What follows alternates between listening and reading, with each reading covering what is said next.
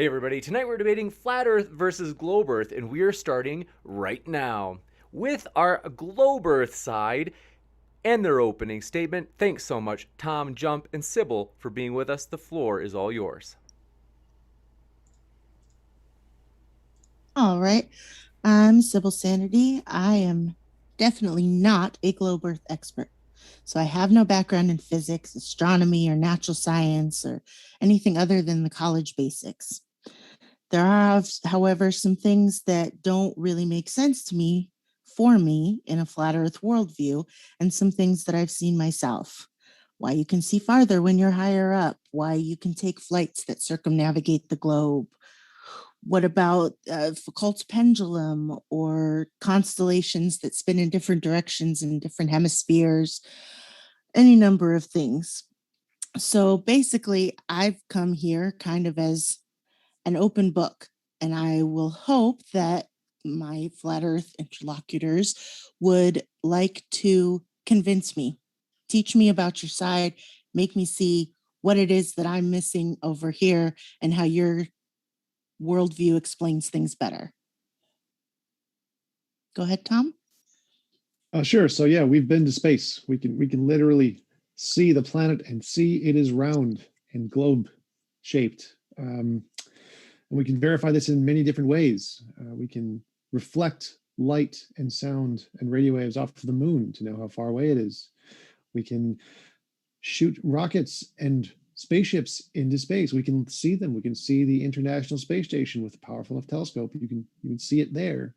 You can build satellites and bounce things off them, send signals to different locations from the satellites, and count how long it takes for the signals to go from one point to another, to know how far away it is, to know what size it is. You can use radio waves to bounce signals off of the atmosphere to know the shape of the atmosphere and how far away it is.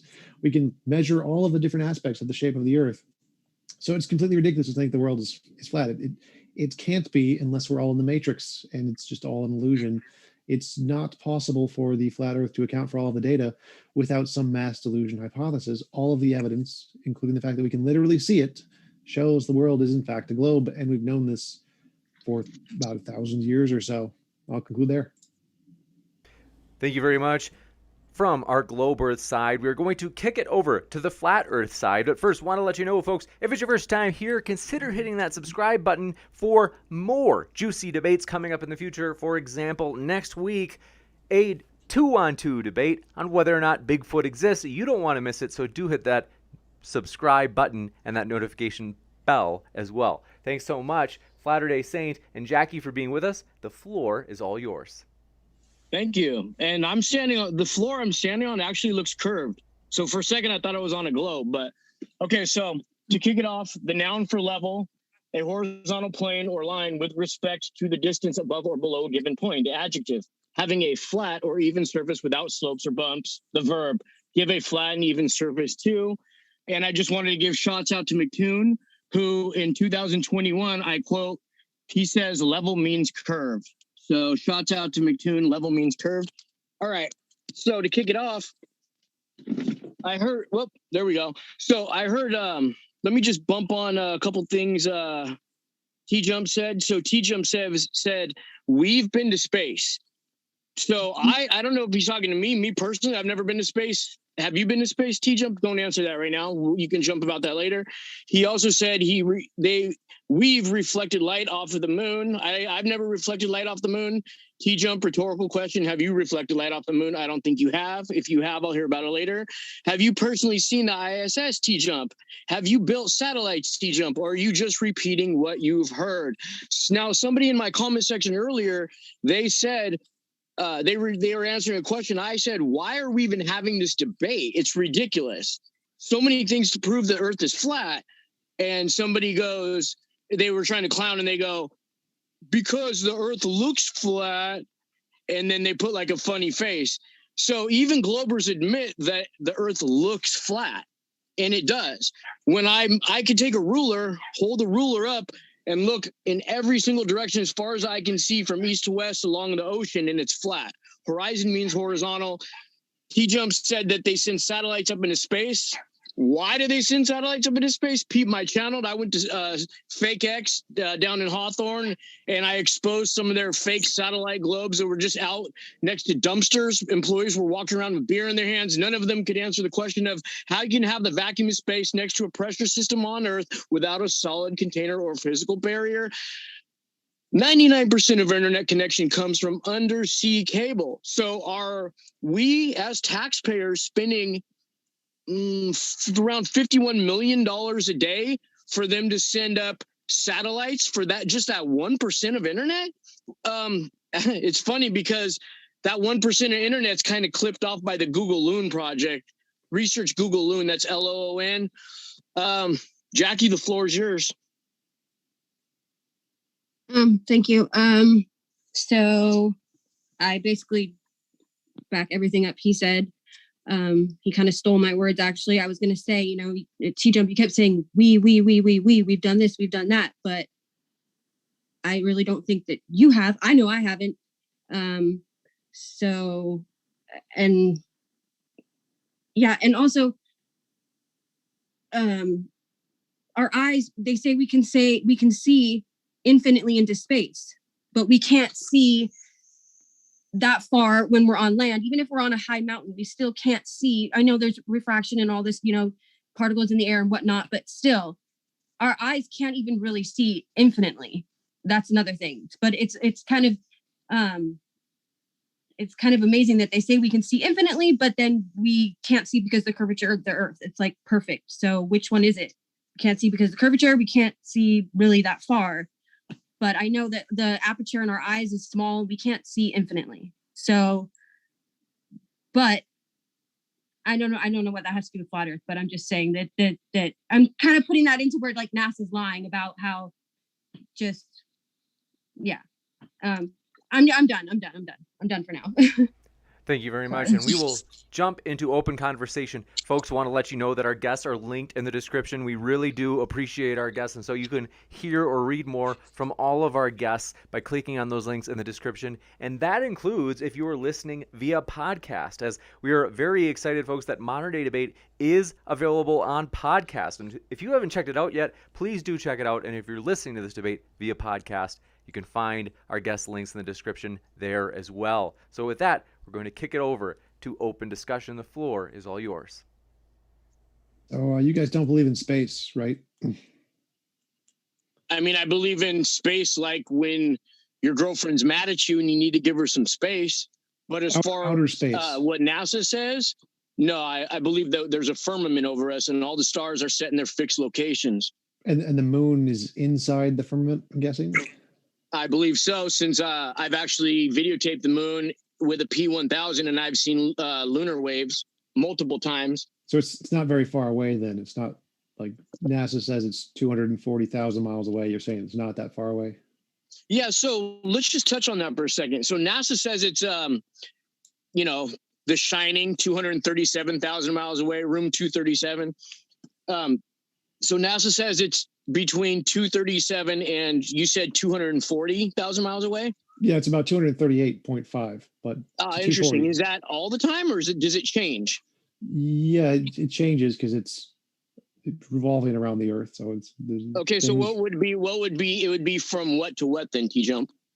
Just about 240. That's good enough. Like that's good enough. Yeah. It doesn't matter. A couple thousand miles, give or take. It doesn't matter. Not really. I mean, it's moving at 2,000 miles an hour. It's not that big of a deal.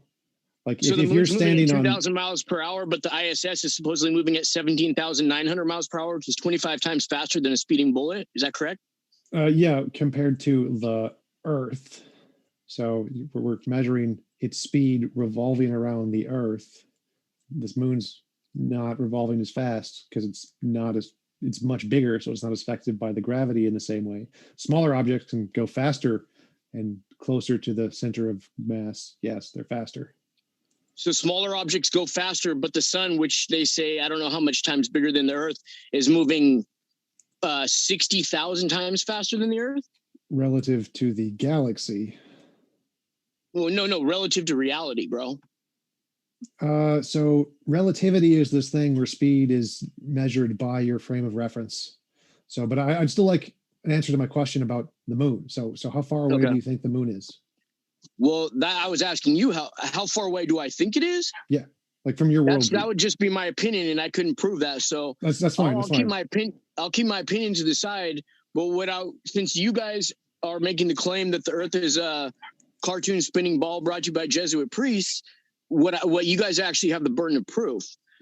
Okay, so I say I can prove the moon is 240,000 miles away. You think it's not that, right? You think that's way too far, correct? Yeah. So the thing is, that's why I asked you. You said the moon isn't always 240,000 miles away, right? Yeah, it's about approximately. So it makes no difference. So you think it's not anywhere near that, right? You think it's a lot closer than that. Yeah, but I'm also going to, let's just say devil's advocate. Let's say what you say is correct, right? I'm also going to chip away and break open what you say, because when the moon rises and when it sets, it's 4 times larger and 4 times less bright, bro. So I can take a flashlight in a room, shine the light far away. The beam of light is further away, right? The beam of light is going to project a bigger beam, not as bright.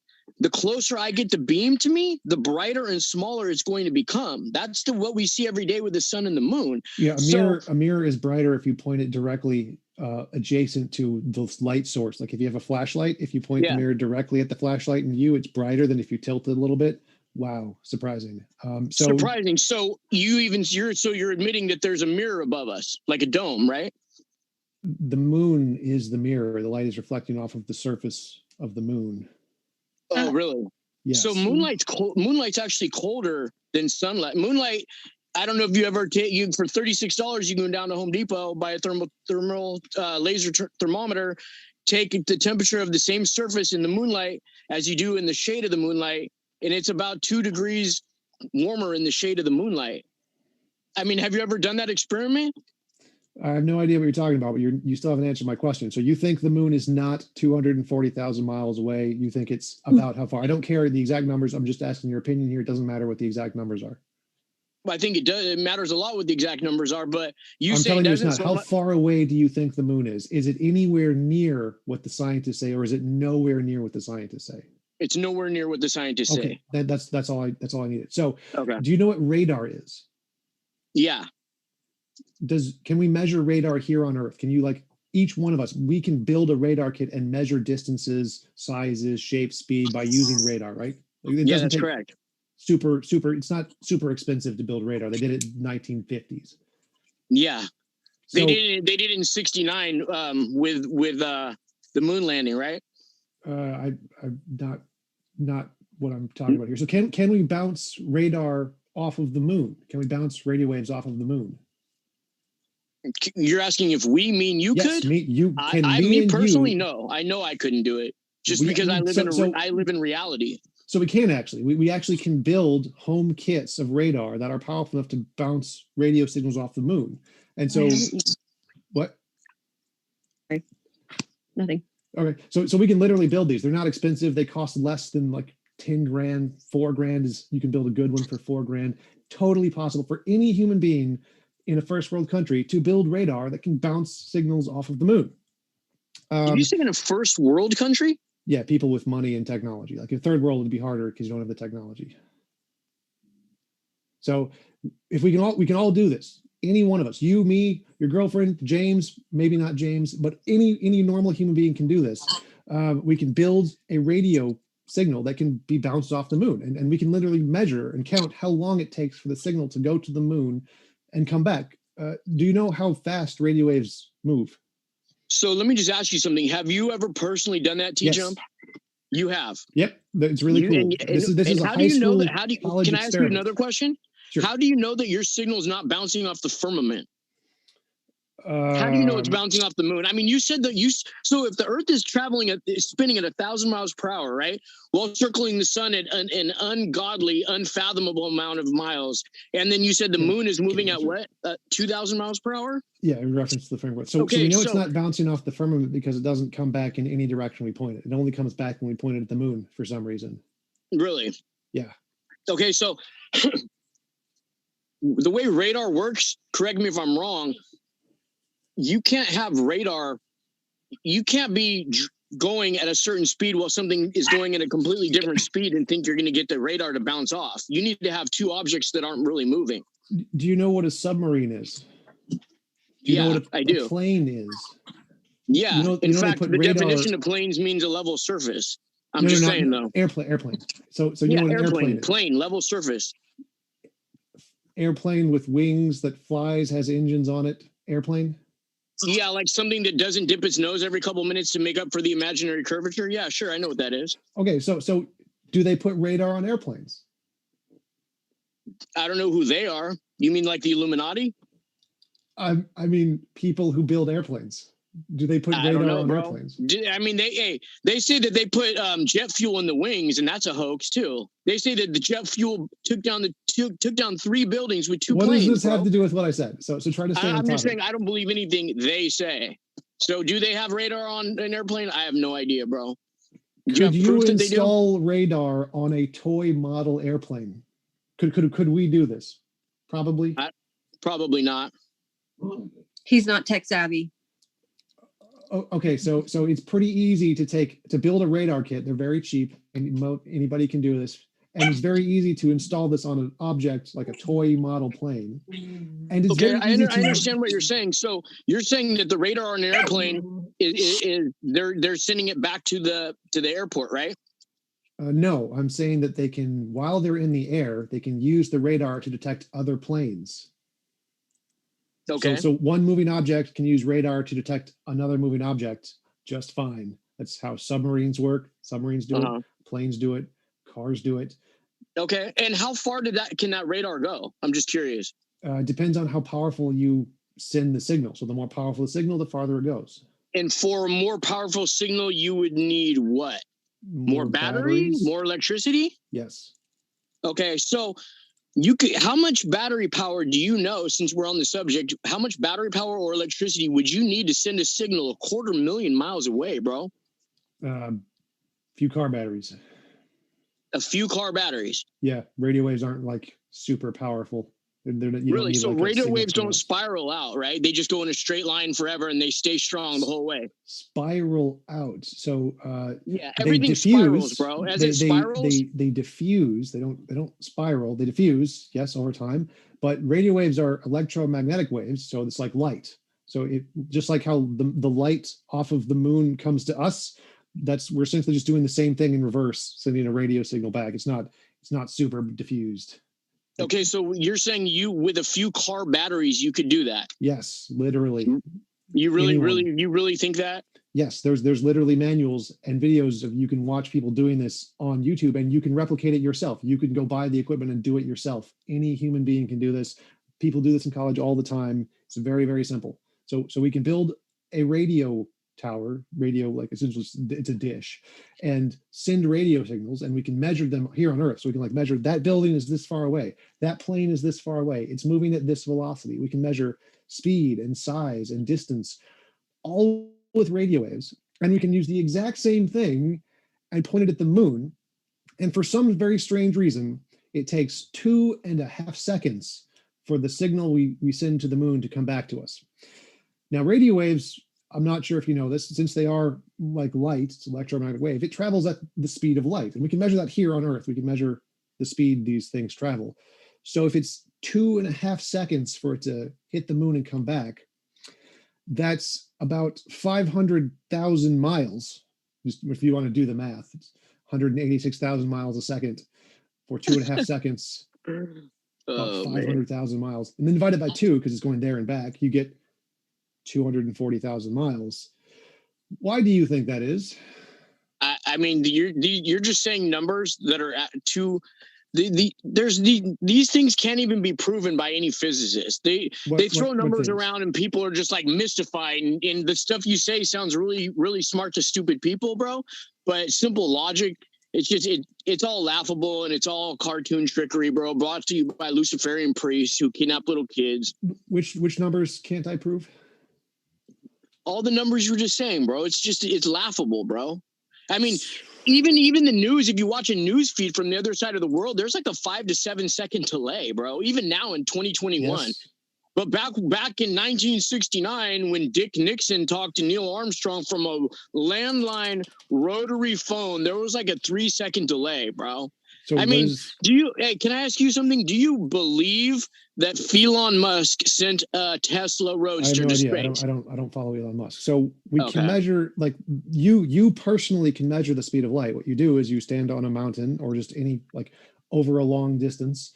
You point a flashlight or a laser or a light of some kind at the opposite side of the river or lake or whatever, and then you have a gear, and if you can turn it, you can find that there's an increment in which you can see the light and can't see the lights, and so you can literally measure the speed of light yourself here on Earth.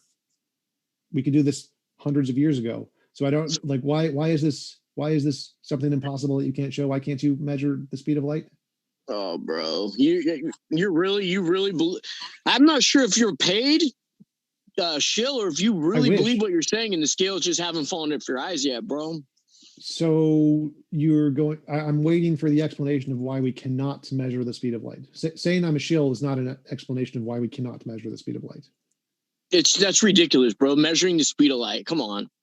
Why is That's that? like saying, well, I'm going to tell you why Superman can't fly or why Santa Claus can't come down your chimney, bro. It just doesn't make sense. It's just not logically sound. It doesn't make sense. It's ludicrous, bro. How is that ridiculous? Like, can you see a flashlight from the other side of a lake? Yeah, but you can't measure time with your light with your eyes, bro. That's ridiculous, bro. We're not living in an X-Men movie. Come on, bro. Can you bounce the light off of a mirror?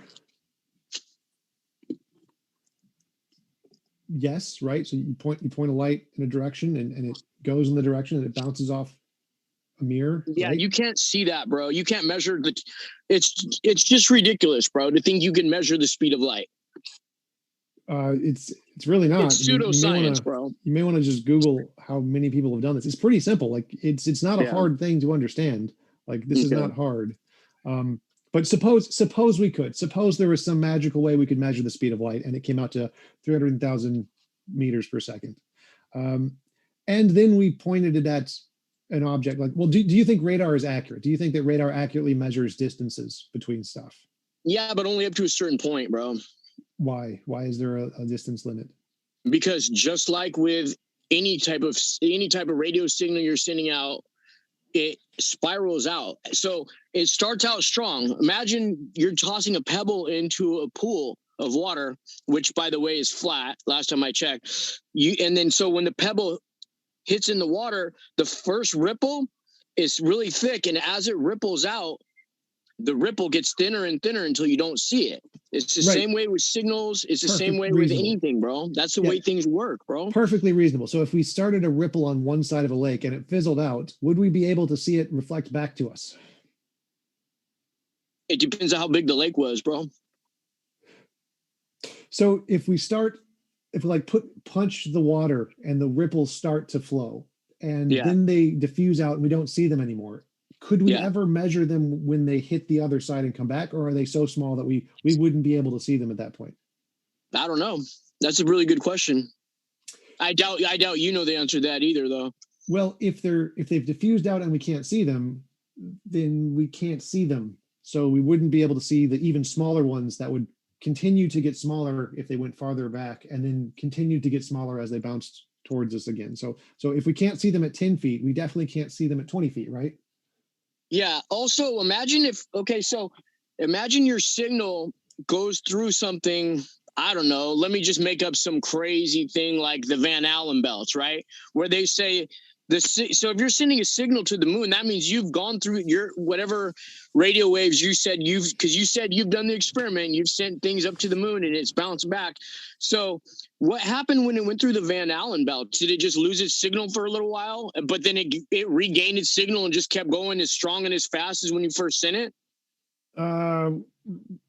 It's like, what happens if you put a bunch of pieces of dust on the water when you create a wave? Does the dust stop the wave? That's ridiculous.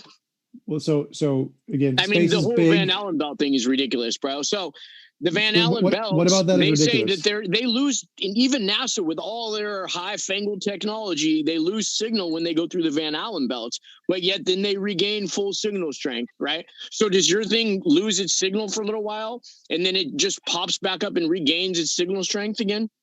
I don't have any idea what you're asking here. So how does this relate to my question? Like, so if we create a wave in water and it goes 10 feet and we can't see it, then obviously we won't be able to see it when it goes farther, right? It's not going to magically get stronger, right? Yeah, So it's not going to magically get stronger. so if we send a signal to the moon and we hear it back, that means it obviously has to be powerful enough to hit something and come back, right? If it diffused, So did it go through the Van? When you send a signal to the moon, does it go through the Van Allen belts? Sure. It does. So you lose that signal for a little while, right? No. Do you only lose it on the way up? You don't lose it on the way back down? We only get the signal when it comes back down. We don't. It's not like we have the signal the entire time. We only get the signal when it hits the thing and then comes back to us. So you lose the signal when it's going up through the Van Allen belts, and then you lose the signal when it comes back down through the Van Allen belts, but then you regain the signal again, right? We'll give you a chance to respond, Tom, but do want to also make sure that we've gone deep on this particular topic. And so once we have a chance after, in a moment, maybe from Jackie or from Sybil, would love, in case you have anything to throw in to the discussion, happy to hear from you. But Tom, like I said, I didn't mean to cut you off. Go ahead. Yeah, so to lose a signal means that you have a signal already coming to you, and then it stops. When we send radio signals to the moon, we don't have anything back for 2.5 seconds. So we've lost the signal as soon as we've shot it off until it comes back to us. So we don't like lose the signal at some point, then regain it. No, it's a consistent stream of just constant signal. It's never weird. It's never lost. So NASA says they've lost signal for like up to 3 minutes though. When all right, sorry. Or pardon me, I was on mute, but we can come back to this, but do want to just see Sybil as well as Jackie in case you had anything you wanted to throw into the discussion. I know it's been moving fast, so just wanted to be sure you had a chance to if you'd like to.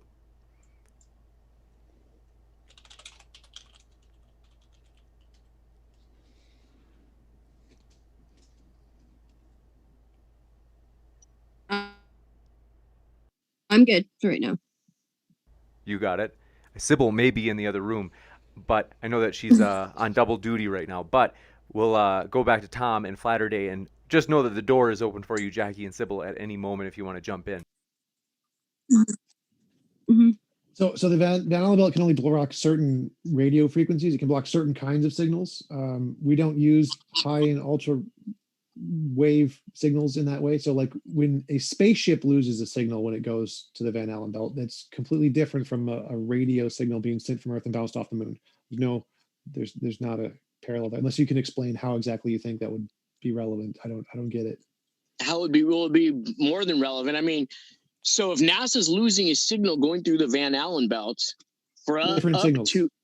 They're okay, then why wouldn't signals. NASA just use the signal you used if you didn't have any problem bouncing it from the moon and back? NASA would be like, I mean, these are astronauts.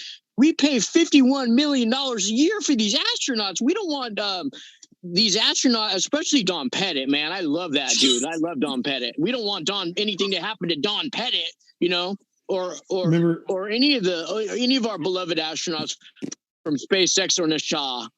You know what I mean? So when they're going through that Van Allen belt and there's a loss of communication, anything could happen to them, you know?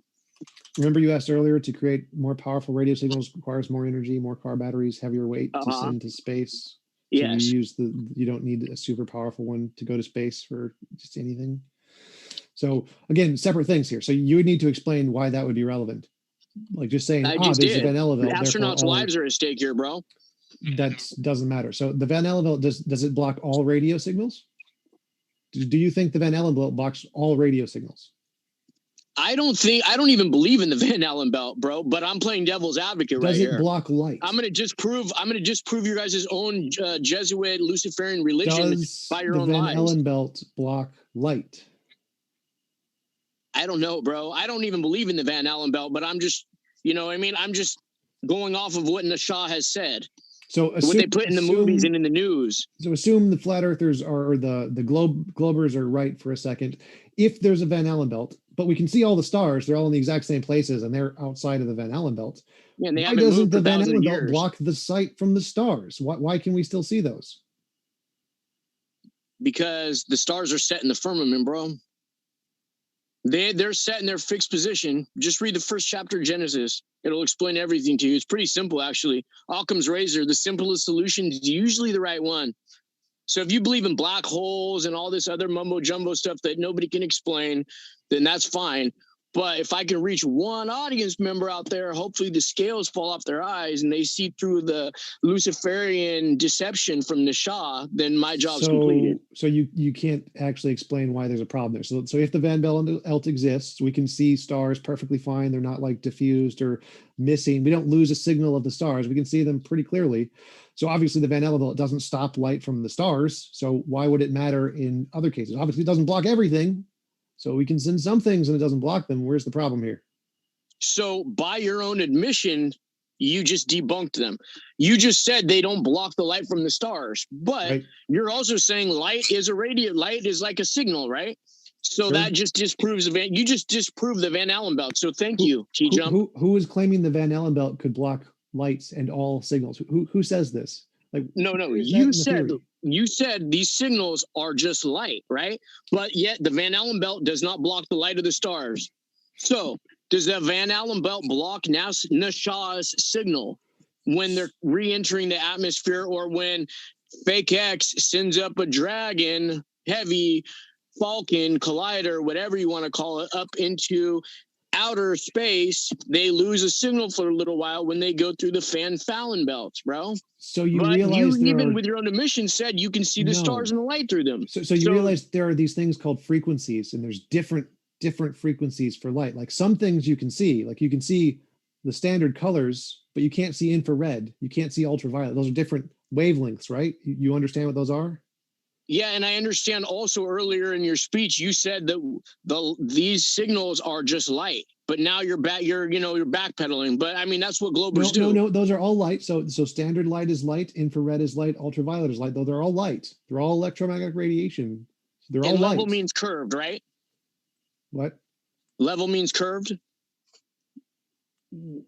What?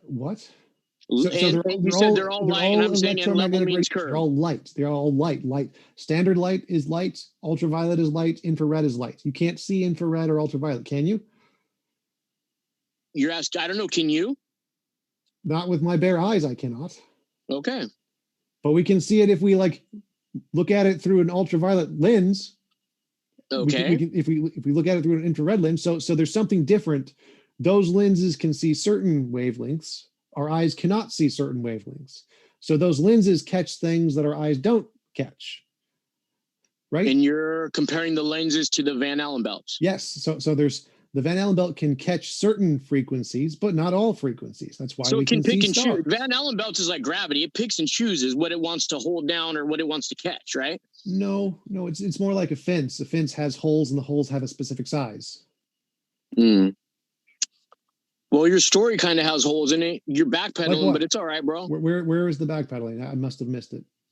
You're backpedaling because you said these signals are just light, but the Van Allen belt can catch these signals, but it lets light through. See the problem with your story? See, the problem with the lie, bro, is you just have to keep adding to it and adding to it, and it keeps snowballing. But the truth is like a lie, and it doesn't need maintaining. You thinking that all light is the same is a mistake that you've made. I never said all light is the same. I never said all light is the same. I'm just repeating what you said, bro. You said the signals are just light. Yes, they're electromagnetic radiation. Not all light. Van Allen belts catches the signals, but not light. You see what I'm saying? Can you see all light? No. Does that mean that light isn't light? No. Okay, so now you're adding to it, but earlier you said signals are light. Yes. You didn't specify what type of light. You just threw it out there thinking maybe I wouldn't catch it or something. Catch what? It is. I'm listening to everything you're saying, dude. Clearly not. So yes, it's a type of light. Not all light acts the same.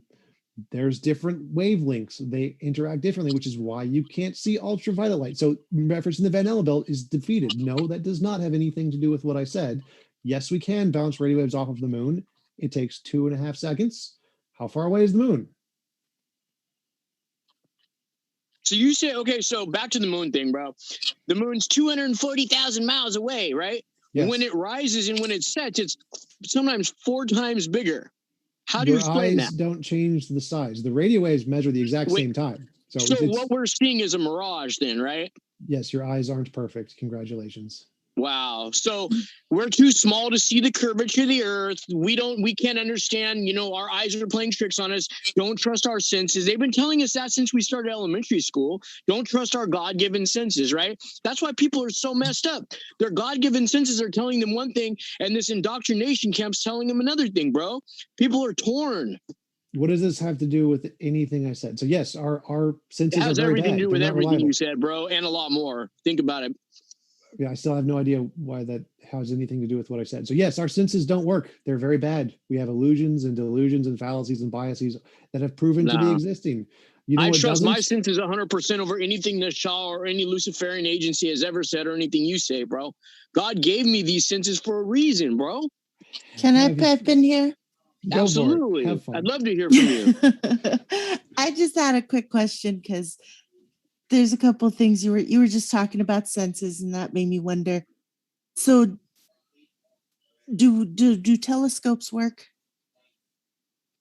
Depends if you have a working telescope, I suppose. I suppose so. So, when we see out into, I would call it space. But if we're looking out into space with a telescope, if we're using a telescope, what are we seeing out there?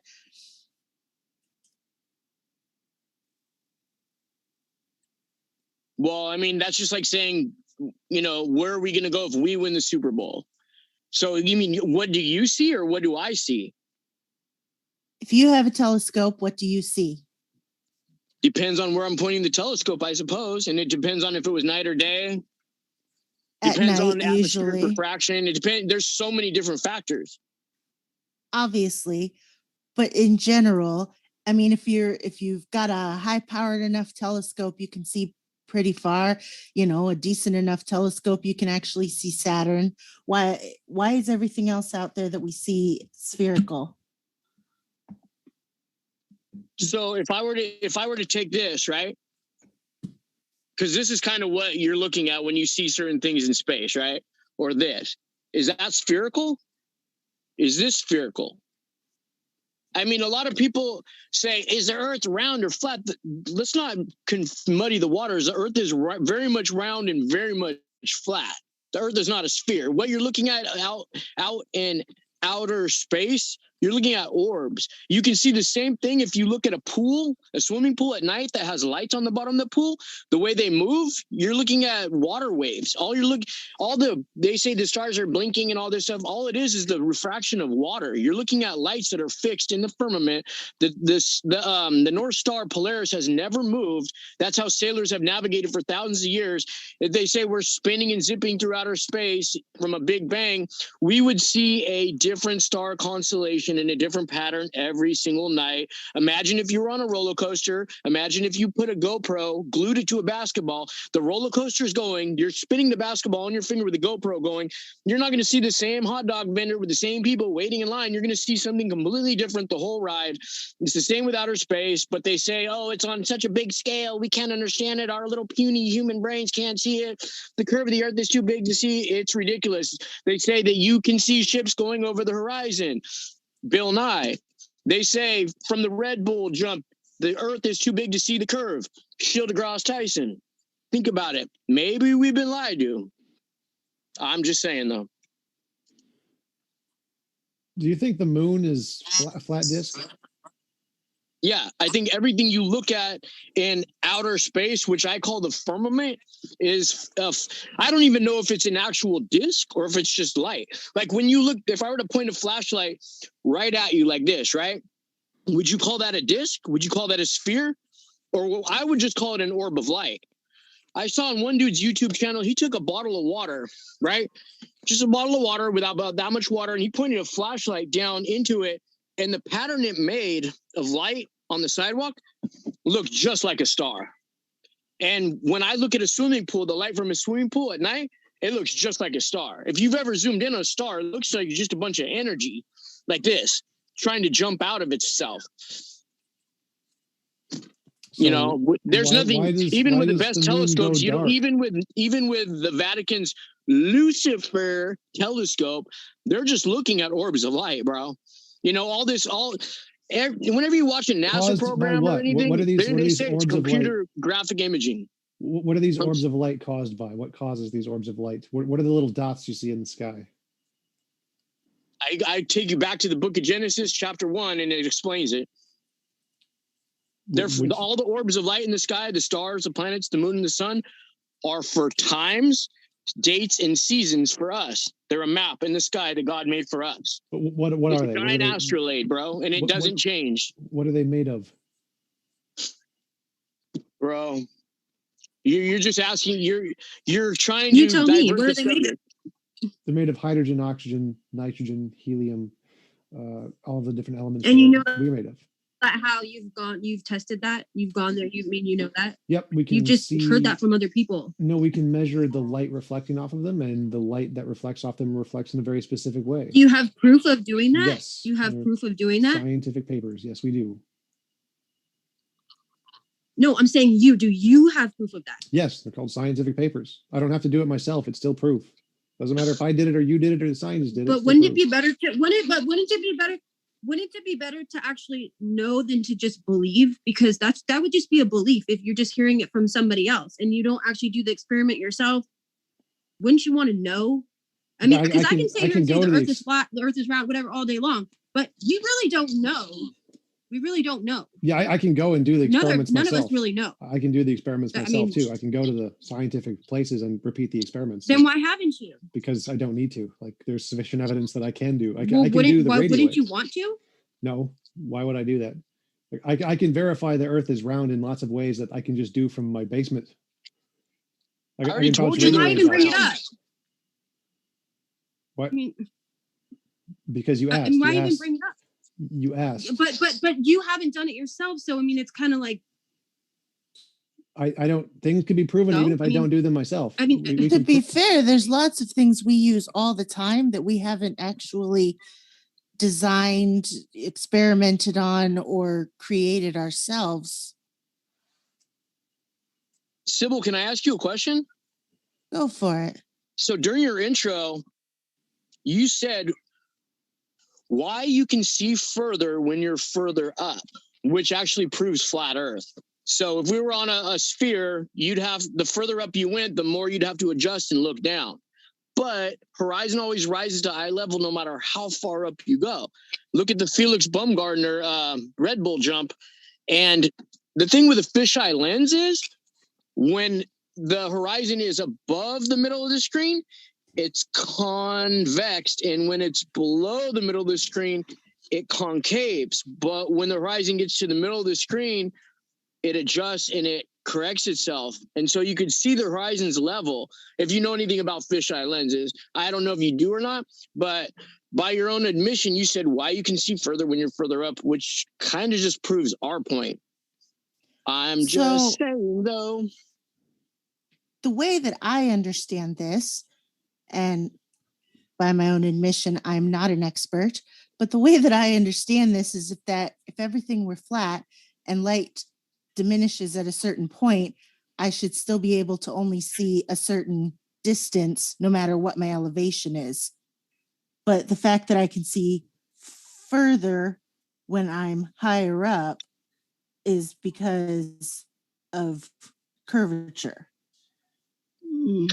No, I said that backwards. The reason I can't see further, the reason I can't see further until I'm higher up is because of curvature. So you're saying when you're higher up, you can see over the curve more? Well, in my mind, the way that it works is if I had, an ant on a basketball, he's only going to see so far because of the curvature of the basketball. If I put him up on a pencil edge, standing straight up on the basketball, he'd be able to see a lot further. Also, if you had an ant on a basketball and you spun it, wouldn't he fall off? Actually, no, I doubt it. The ants are pretty sticky. Yeah. Well, what about if you had a person on a giant basketball and you spun the basketball? Wouldn't that person fall off? Fortunately for me, I believe in gravity. So far I've been able to stick firmly to the earth here. But that's What just about a theory. if you It's never what if you been took proven. 1,000-pound piece of metal and you took a 100-pound magnet and you held that 1,000-pound piece of metal with a 100-pound magnet up indefinitely? Would gravity be like, I'm just taking a couple days off or a couple of years off? You know, I'll let you guys know when I'm back in the shop, and then that metal will fall because of gravity. Does gravity pick and choose? I'm just saying, though. No, but we have figured out the force. You know, we can measure gravity's effect on certain things, in which case we can also figure out ways to overcome that effect. What would you What use to about measure gravity? Like a flat level or something with a bubble in the middle? Or a ruler? A flat ruler? To measure gravity? No. No? What about a helium balloon? To measure come a gravity? helium- No. No. How come a helium balloon can rise up and it's not affected by gravity, but You're asking the wrong person here. I am not the scientist. I've already established that. It is. I don't affected by have all the gravity. math. So it is affected by gravity. It's just I'm less just- dense. So it's like if you put a bubble yeah, in so water. it could be density and buoyancy. Why does it have to be gravity? Who's to say we would float off of the what? Who's to say we would float off? Why does there have to be a force? Who's to say it couldn't be flat and that we would just be there? I mean, I would like to Why ask, does there need to be a we're force less holding us dense down? than water, but we're still pulled down in water. Actually, no. When we jump in water, we bob right up to the No. surface. No, most of you is going to be underwater if you're in water for some reason. So what it's about not- how come fish aren't pulled down to the surface then? They are. When they're in water? They are. They can swim though. So gravity pulls everything, fish and us. Like if sharks die, they sink. When sharks die, they sink. Yeah, But so when if they're so gravity comes into effect when something is dead, right? But if something's alive, gravity doesn't really have an effect on it then. if you're swimming up against gravity, then obviously you won't be pulled down. Okay, Well, but they're not like swimming rockets. up. They fish swim in all directions, bro. They don't just swim up. Right, but the way sharks stay up is that they swim up. They can just be keep sitting there themselves- and not go down. Nope. If they die, if they just stop, they sink and die. So they can't How do actually you stop. sleep? How do they just sit? They sleep, so they just are sitting there in the water. They don't sink to the ground. They don't sink. Nope, it's not quite how it works. Nope. they How does don't it work stop then? swimming when they sleep. They don't stop swimming. Well, I'm sure there's an animal that does. Some animals are buoyant in water. That's perfectly fine too, because some Okay. animals are less dense than water. I don't know why this is a hard issue or why. So why you think said this it though. is- You said buoyant, which is buoyancy, which is a Yes, real thing. Yes, Gravity's it is not a real. thing. Okay, so I'm sorry, I keep wanting to call you McToon. TJump. How can a 100-pound magnet hold up a 1,000-pound piece of metal indefinitely? Where's gravity? I have no idea what Is you're it talking taking the about. day off? You said 100-pound magnets.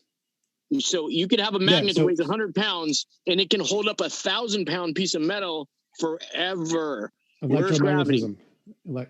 It's electromagnetism, not gravity. Gravity's So still being pulled up against it. overrules gravity then, right? Yes. If this was a court of law, the gravity would be strong- overruled. The strong and weak nuclear force are 40 orders of magnitude stronger than gravity. Yes. Gravity can't Okay, pull so apart atoms. that kills gravity. No, like if I hold up my hand, like my hand is made of cells, right? Do you believe in cells? Bro, I don't believe in anything I can't see, taste, touch, feel, or hear. We're made of little tiny pieces of some kind, right? I mean, that's what we're told, bro. But I mean, you don't know that for sure. You're just repeating and regurgitating what you've been told. Like you could cut your finger off and it would be separate from you, right? Yeah, You would still exist. So there's parts. You have parts, yeah. but gravity doesn't pull your finger apart. Like you'd have to actually cut it, right? Like holding your finger up it's not going to fall off from gravity. No. So something is holding your finger there that is stronger than gravity is because your finger's attached and gravity isn't pulling it apart, right? So you're saying like my hand is holding up my finger like a magnet. Yes, that is exactly what That's- I'm saying. God. Dude, the mental gymnastics that you guys try to put us through is hilarious, bro. It really is. And you sound really smart to stupid people. There's these things called atoms in your hand. They are held together by the weak and strong electromagnetic force, which is analogous to the electromagnetic force used in a magnet. So there are forces. And where's gravity, though?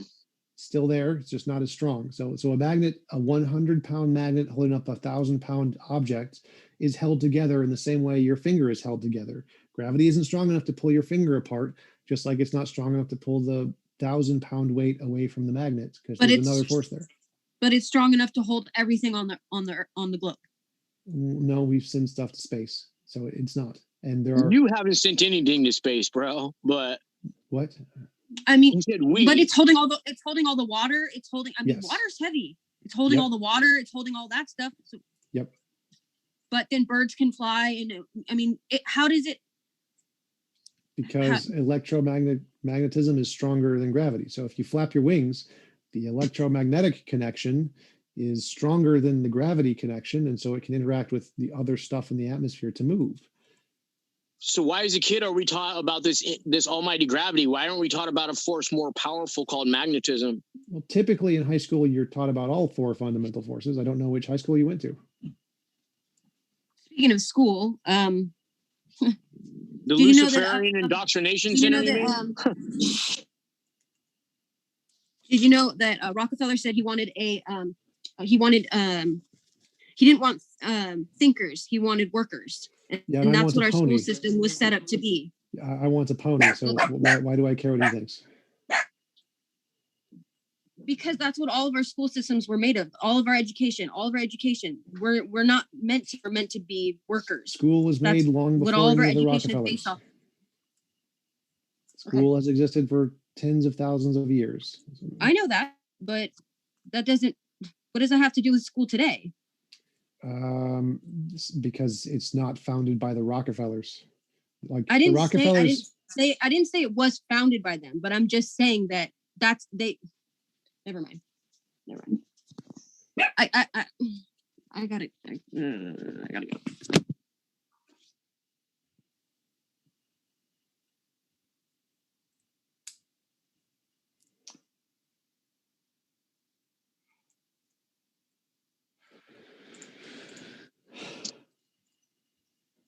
Yeah, I'm here.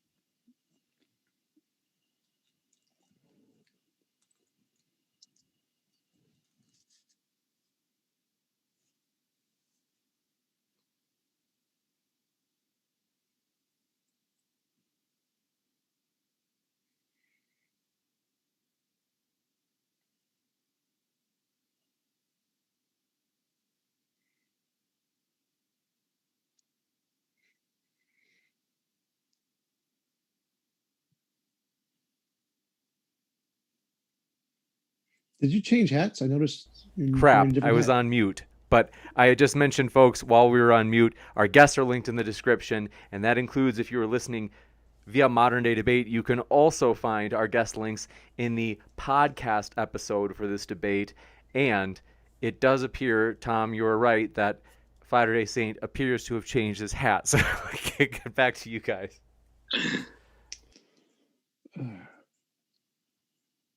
Just repping that FDS, baby. I had a quick question. Go ahead, Sybil. So you were pointing out with your marker there, the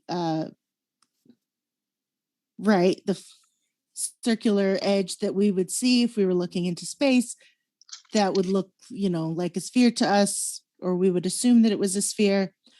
I want to know why everything we see in space would be oriented vertically that way if our Earth would be oriented horizontally.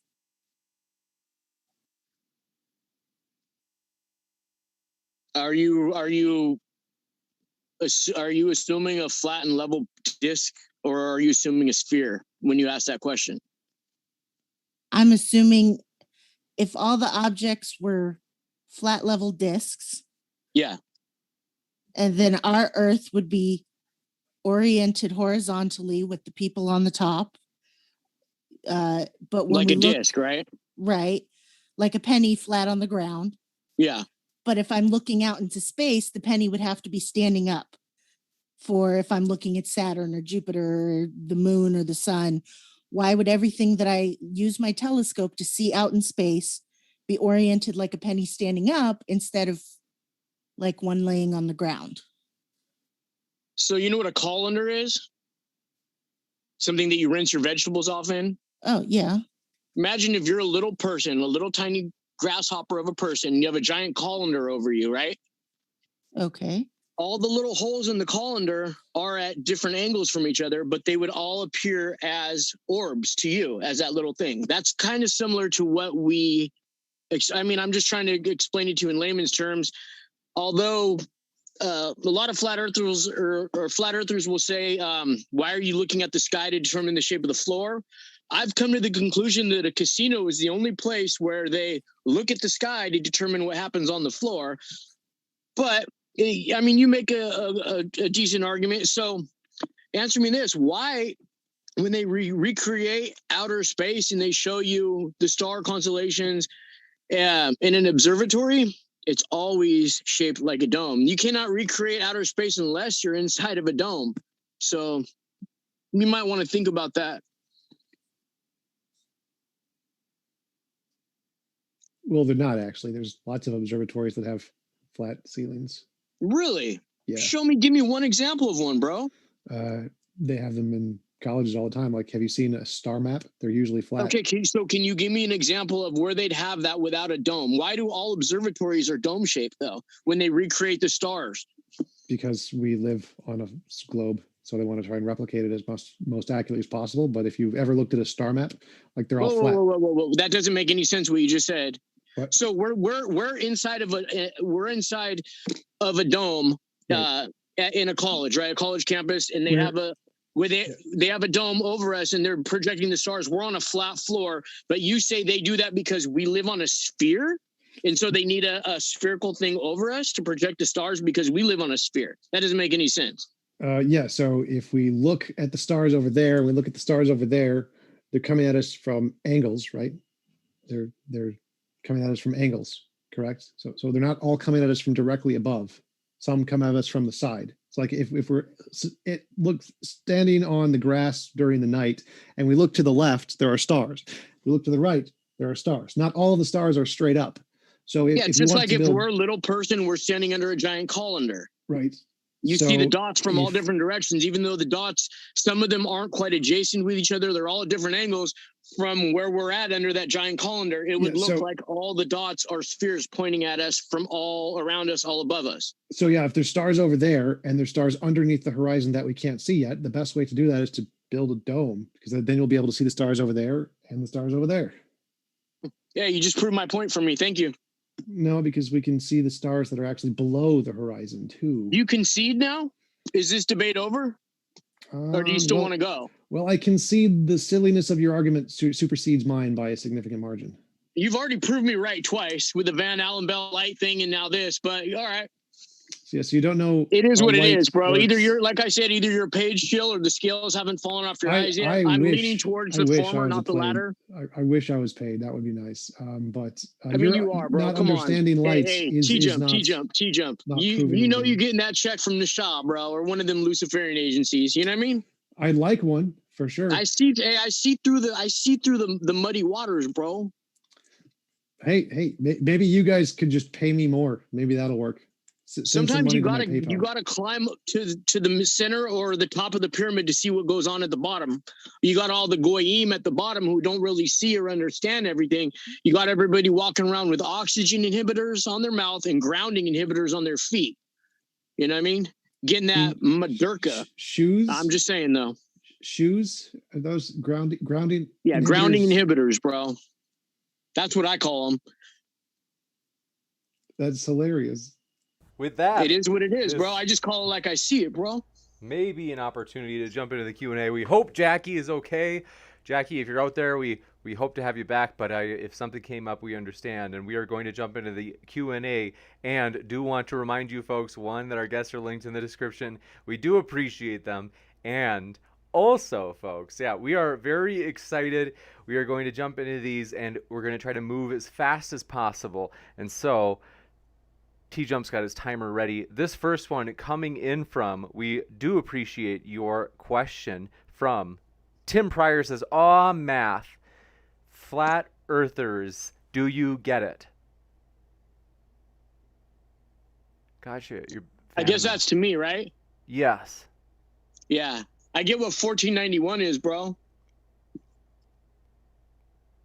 Okay, this is your chance to tell us what 1491 is.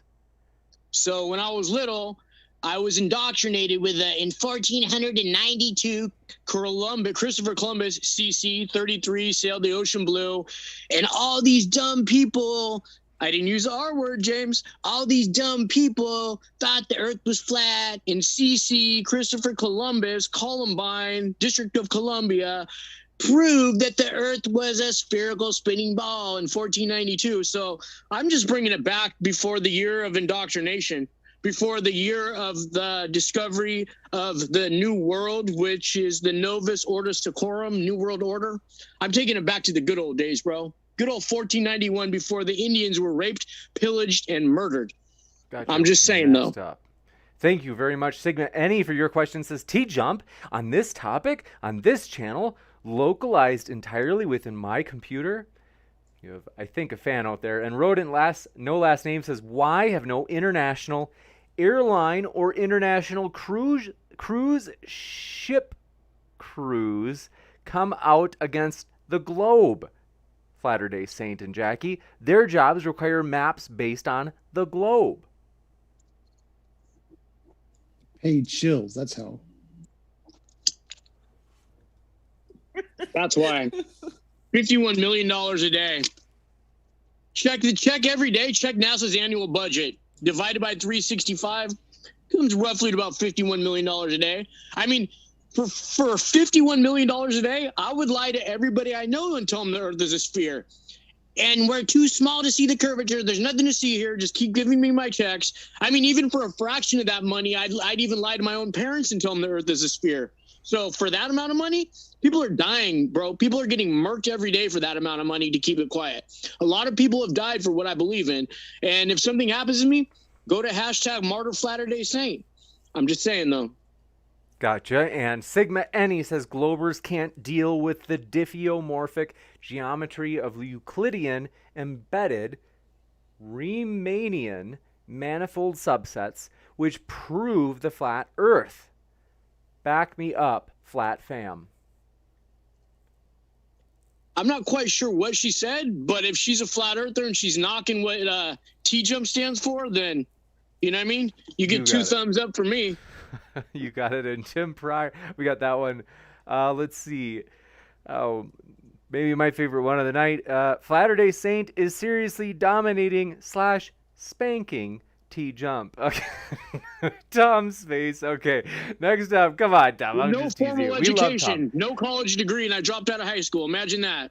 I don't want, like, folks, we want to remind you, we love the guests. We want you to ask you to be as friendly as possible to them. If you're going to say anybody is getting spanked by FlatterDay, say it's me. Okay, so next one, Michael Dresden. Hey, don't say spanked, say flat tapped. They're getting flat tapped. All right, flat tapped. Sigma Any says, don't forget 3 suns balance the firmament, not 2. Thank you for that previous debate we had on whether or not there are 2 suns. Chris says, pancakers. Just because you don't understand something doesn't make that something untrue. Take a basic algebra-based conceptual physics class. Why are they calling you pancakers? Flat Earth pancake. Oh, yes, okay. Makes sense. Well, FlatterDay, here's your chance to respond. I'm just a dumb flat earther over here sipping on this level water. You know what I mean? Just saying, though. Gotcha. And thank you very much for your question. This one coming in from JCAD says, flat earthers, obviously the point of your movement is to scrutinize the government. We get it. They are sketchy. Why waste your efforts like this, though? Is that true? Is it fair to say that the flat earth movement is primarily to criticize the government and you guys are maybe taking it a little too far by, getting into the flat earth stuff? The Solomon Brothers Building 7. Gotcha. I don't know. And next up, Baron Von G says, FlatterDay Saint, we've had enough of. Can we hear from Jackie May? Jackie may be back, but we don't know for sure. We hope. But Actual Socialist Trash, my favorite username, says, love for the channel. Get me on sometime, bro. Thank you. We would shoot me an email at moderndaydebate@gmail.com. That reminds me, folks, if you have not heard, we are pumped as next week the Bigfoot debate is happening. We have 2 Bigfoot advocates. Like, they're not, big on it, but they're like, hey, yeah, we think there's good evidence for a Bigfoot.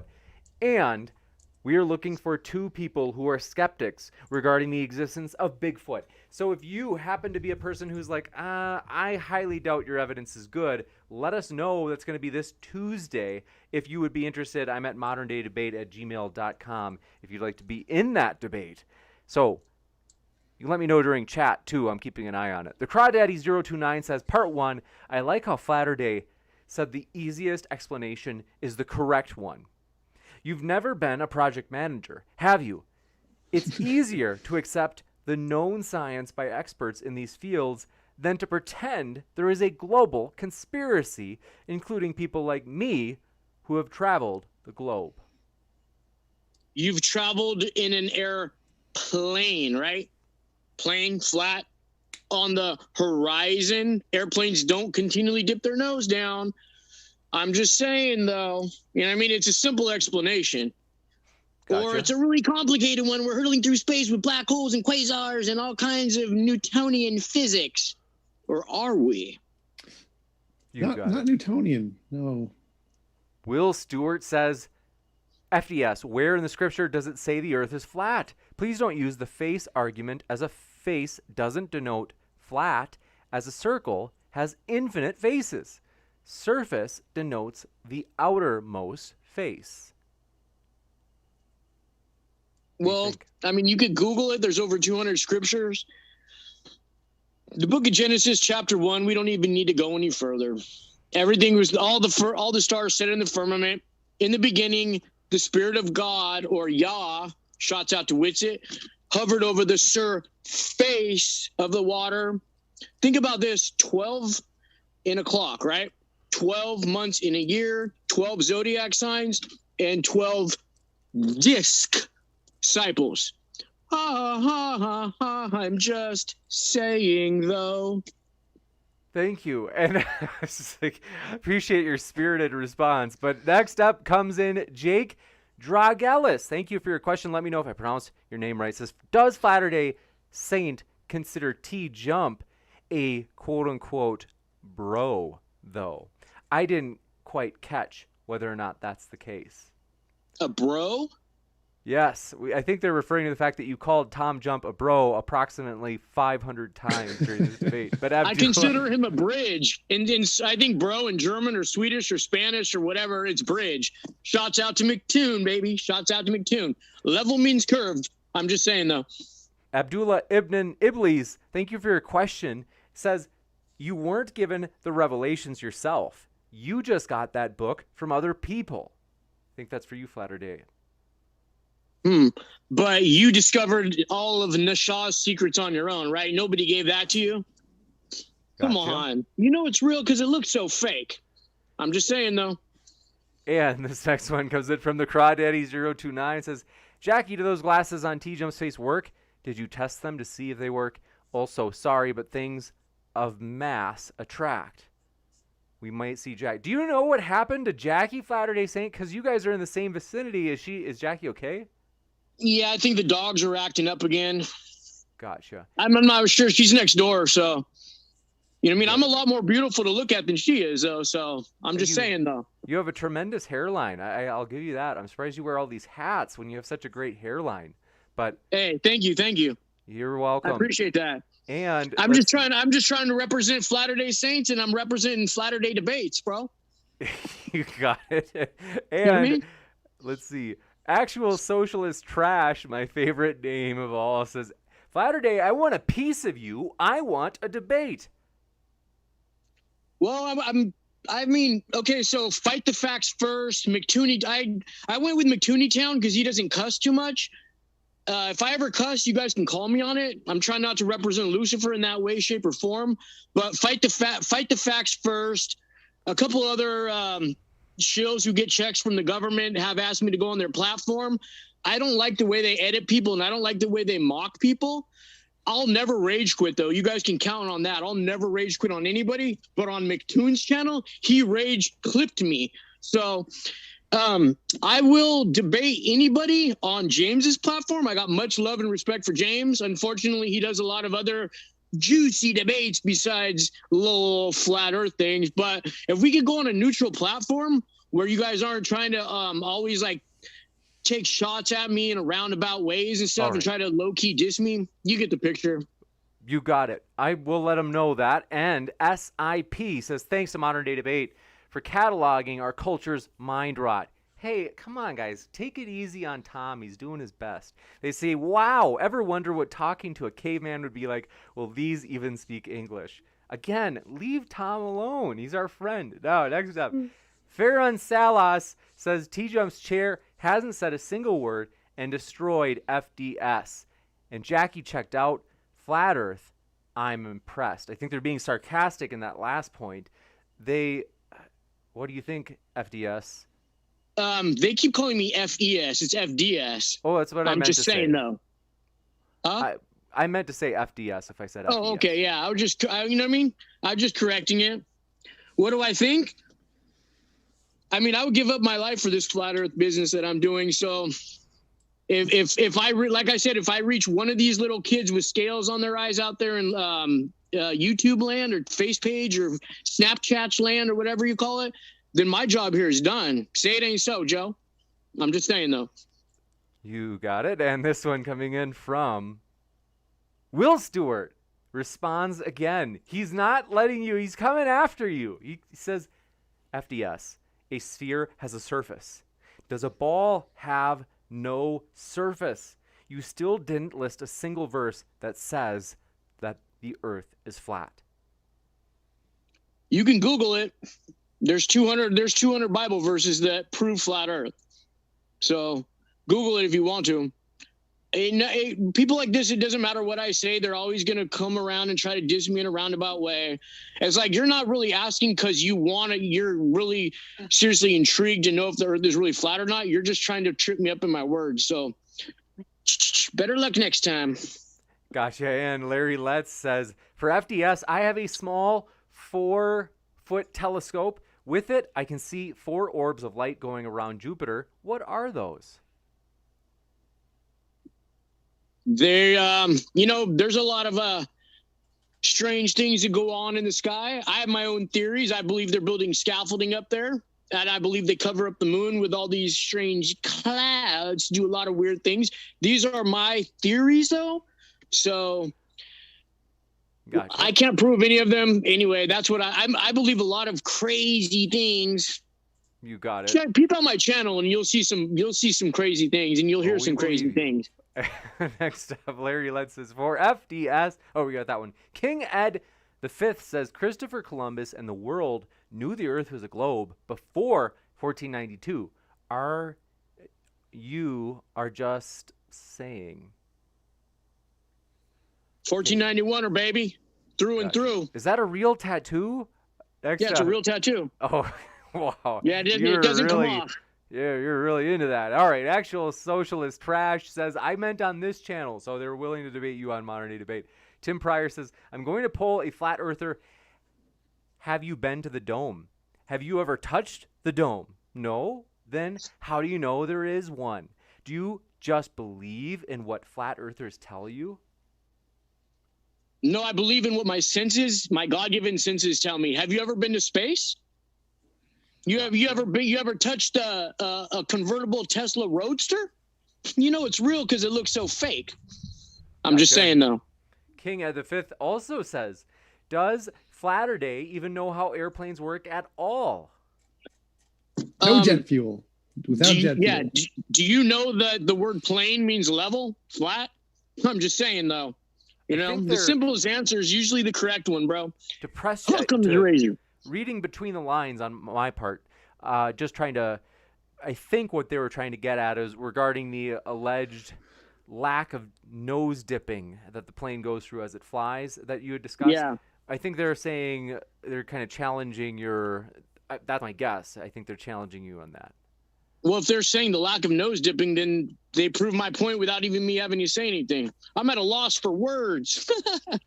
Gotcha. Okay. Well, thank you very much. And this one coming in from Will Stewart. Oh wait, we got his, but he's got another one too. JC93013 says, "FlatterDay Saint, what lies beyond the ice walls of Antarctica? I will laugh in advance at your answer. LOL." I don't know. Why don't you watch an old news clipping of Admiral Byrd talking about the land beyond the South Pole that's bigger than the United States with all kinds of interesting material? I'm just saying, though, believe it or not, Gotcha. do your own research, use your own brain. The Crawdaddy strikes again, says, "I was Navy, actually, and have seen the non-ice wall. But thank you for telling everyone why you are a flat earther." Oh, so you were a seaman. Cool. Gotcha. Next up, Lee. Hold on one moment, folks. The page is reloading on me.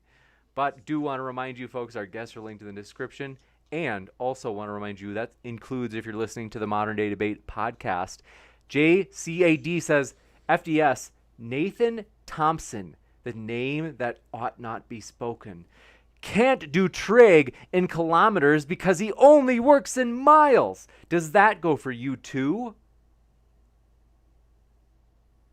Sorry, all I heard you say was Nathan Thompson. They said Nathan can't do I think they're saying trigonometry in kilometers. Yeah. Because he I only thought works he said in... Nathan couldn't do tricks. I was like, have you ever seen Nathan pass out flyers while he's on his skateboard? He does all kinds of tricks. Okay. Well, next up, saying, JCAD says Nathan can't do trigonometry in kilometers because he only works in miles. Does that go for you too?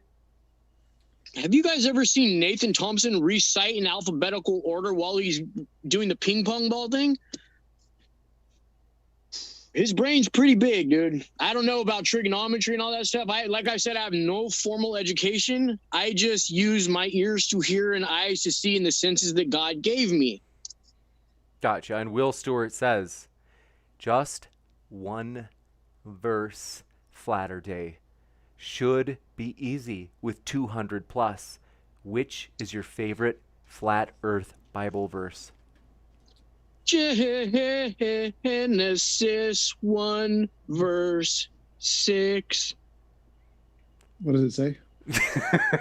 It says he separated the waters from the waters, bro. The waters below from the waters above. A lot of Luciferians got that whole as above, so below thing. That's where they got it from. They like to invert Yahweh's scriptures and pervert them. I'm here to represent them to the fullest. Gotcha. And all right. Thank you very much for your question. This one coming in from the Craw. Let's see.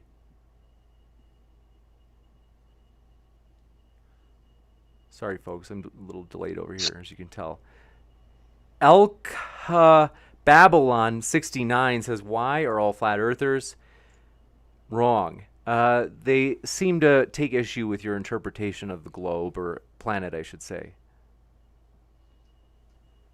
Why are we all wrong? Right. I like how you said right after I said wrong. Love the duality. Love that duality. Why are all globers right, I guess? You got it. Why does horizon not mean horizontal? Why does level mean curved? Shots out to McToon. Void where prohibited. Gotcha. And McToon is scheduled to be on in a week, by the way, folks. Want to let you know that should be a juicy one as we look forward to. It's been a while. But SIP says, why do the power lines going over Lake Pontchartrain dip down below the horizon bottom first, but as you approach, they rise up? Are they on hydraulics? He says, as I approach. I've never approached anything like that. We didn't win the Super Bowl. We didn't go to the moon. I don't know. Have you tested it yourself? I've tested the waters, and I've tested the rains down in Africa, so to speak. The waters are level, no matter what shape or size of container, perspective, atmospheric occlusion, second law, thermodynamics, yada, yada, yada. Next question.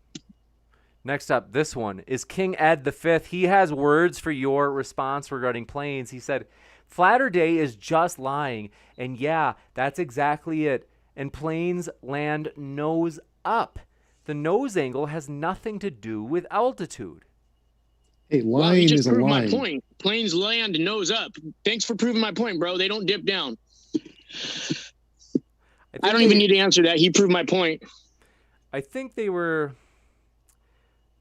say land nose up, the nose angle has nothing to do with the altitude. I thought they were getting at your point of the nose dipping up and down as the plane flies, but while I'm reading the question, I agree with you. It's hard for me to make the connection between the landing itself and whether or not He proved the my nose point without even bobs. me having to say anything. So thank you very much. Hey, Much line has the word appreciated. Good line in looking it, out. right? Line has the word line, so it's obviously a line. It's flat. Line and line.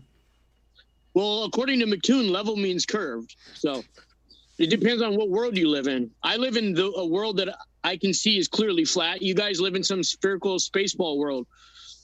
I'm just saying, either you're getting a check or the scales haven't fallen off your eyes. I think it's the former. You claim it's the latter. This Only one time will comes in. tell, dude. EndoXD says, why would a planetarium have a flat roof to display the stars? Is the night sky flat in your worldview too? It's a dome. No, it's like an upside down colander, bro. It's a dome. Hold on. They said it's a Sorry. dome because there's stars all around us. Another person who proved my point without me even having to answer, they said it's a dome. I'm just going to remain silent because it's a virtue. But I think they're saying, like, why would you expect... I think that they interpreted you as implying that a planetarium would have a flat... that it ought to have a flat roof. But they're saying, like, why would I'm not saying that it ought to have a flat roof. I'm saying, isn't it funny that they all have dome-shaped roofs? What a coincidence, right? Gotcha. And then they say, is the night sky flat in your worldview too? Like I said before, I believe we live under a dome, just like if you were under a giant colander. That's my best example, because most people's minds are too puny to understand or comprehend it. Just like they say we're too small to see the giant curve. Next question. Thank you. Elka Babylon, thank you for your question, says, if flat earthers trust their senses, I challenge any of them to point one of the hundreds of millions of microorganisms in their gut. Hundreds of millions, huh? And they can see that, right? Or do they just take the news or the scientific Luciferian teachers who've been indoctrinated and paid off by the Rockefellers' word for it? Gee, they may, there couldn't be a motive for them wanting to think that you live on a spinning ball. You got that fight or flight 6 feet in front of us, only tunnel vision mentality. I'm just saying, though. Will Stewart strikes again. He is a man with you could say he's a man on fire. He says, so how does that mean flat? Separation of the atmosphere and the ocean doesn't mean flat. In fact, as you say, we live under a dome. Are domes flat? FlatterDay Saint, therefore it is obvious that verse never says the earth's surface is flat. So again, I said the only place where you can judge what happens on the floor by looking at the ceiling is in a casino. So just saying, though. Call the floor. We have a problem on the table. Oh, but I think they're saying, like, it doesn't logically follow, like, summarizing. I think they're saying it doesn't follow that even if there is, like, water being separated in terms of, like, the water of the oceans and the water of the, like, if there's water in the air, if you interpret it that way, like, it still doesn't imply that the earth was, like, flat, right? Logically, it could be the case that the earth is still a globe, and then it just has that kind of water suspension still. There's multiple verses saying that the earth is unmovable.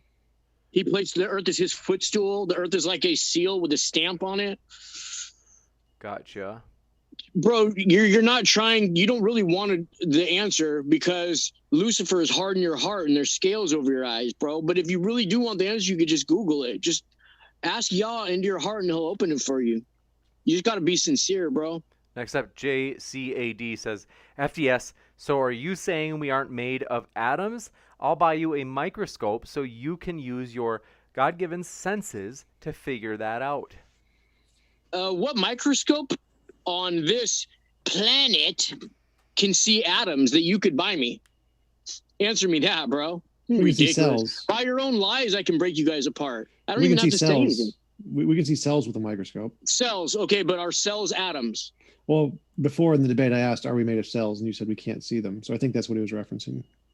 Oh, but he said atoms, so I think that's what he's referencing, bro. Words are very important. But then again, in a world where level means curved, I guess black means white and up means down, right? Good means bad. Well, there are electron microscopes too. And they can see atoms. Yep. Okay, so buy me one then. Next, Not you, but the person who offered to buy me one. Yeah, I'd be delighted if you bought me one. And if I can see atoms through the microscope, you decide to donate to me, I'll be the first to say it. I'm just saying, though.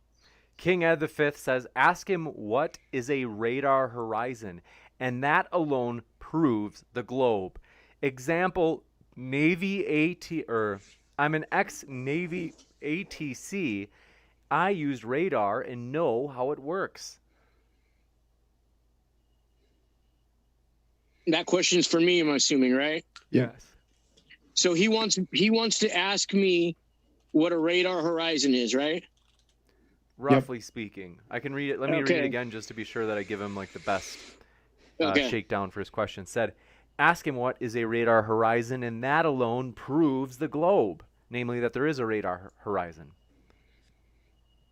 Okay, so horizon means horizontal. Horizon's a flat line. So just like I said before, by your own words, you will be convicted. I don't need to say anything. He proves my point right there by invoking the horizon, actually admitting that it's true. I don't need to say anything. Horizon means horizontal. Well, if you Enough go to said. the images section, you'll notice that all the pictures are curved for some reason when they say that. Yeah, every time they use that fisheye lens, just remember, ladies and gentlemen and children of all ages out there in YouTube world, that even with a fisheye lens, the picture corrects when the horizon hits the center. It's not a photograph when they're explaining the concept. Yeah, I'm talking about video, bro. I'm talking about a moving picture. Watch the Felix Baumgartner jump. Watch any NASA space launch.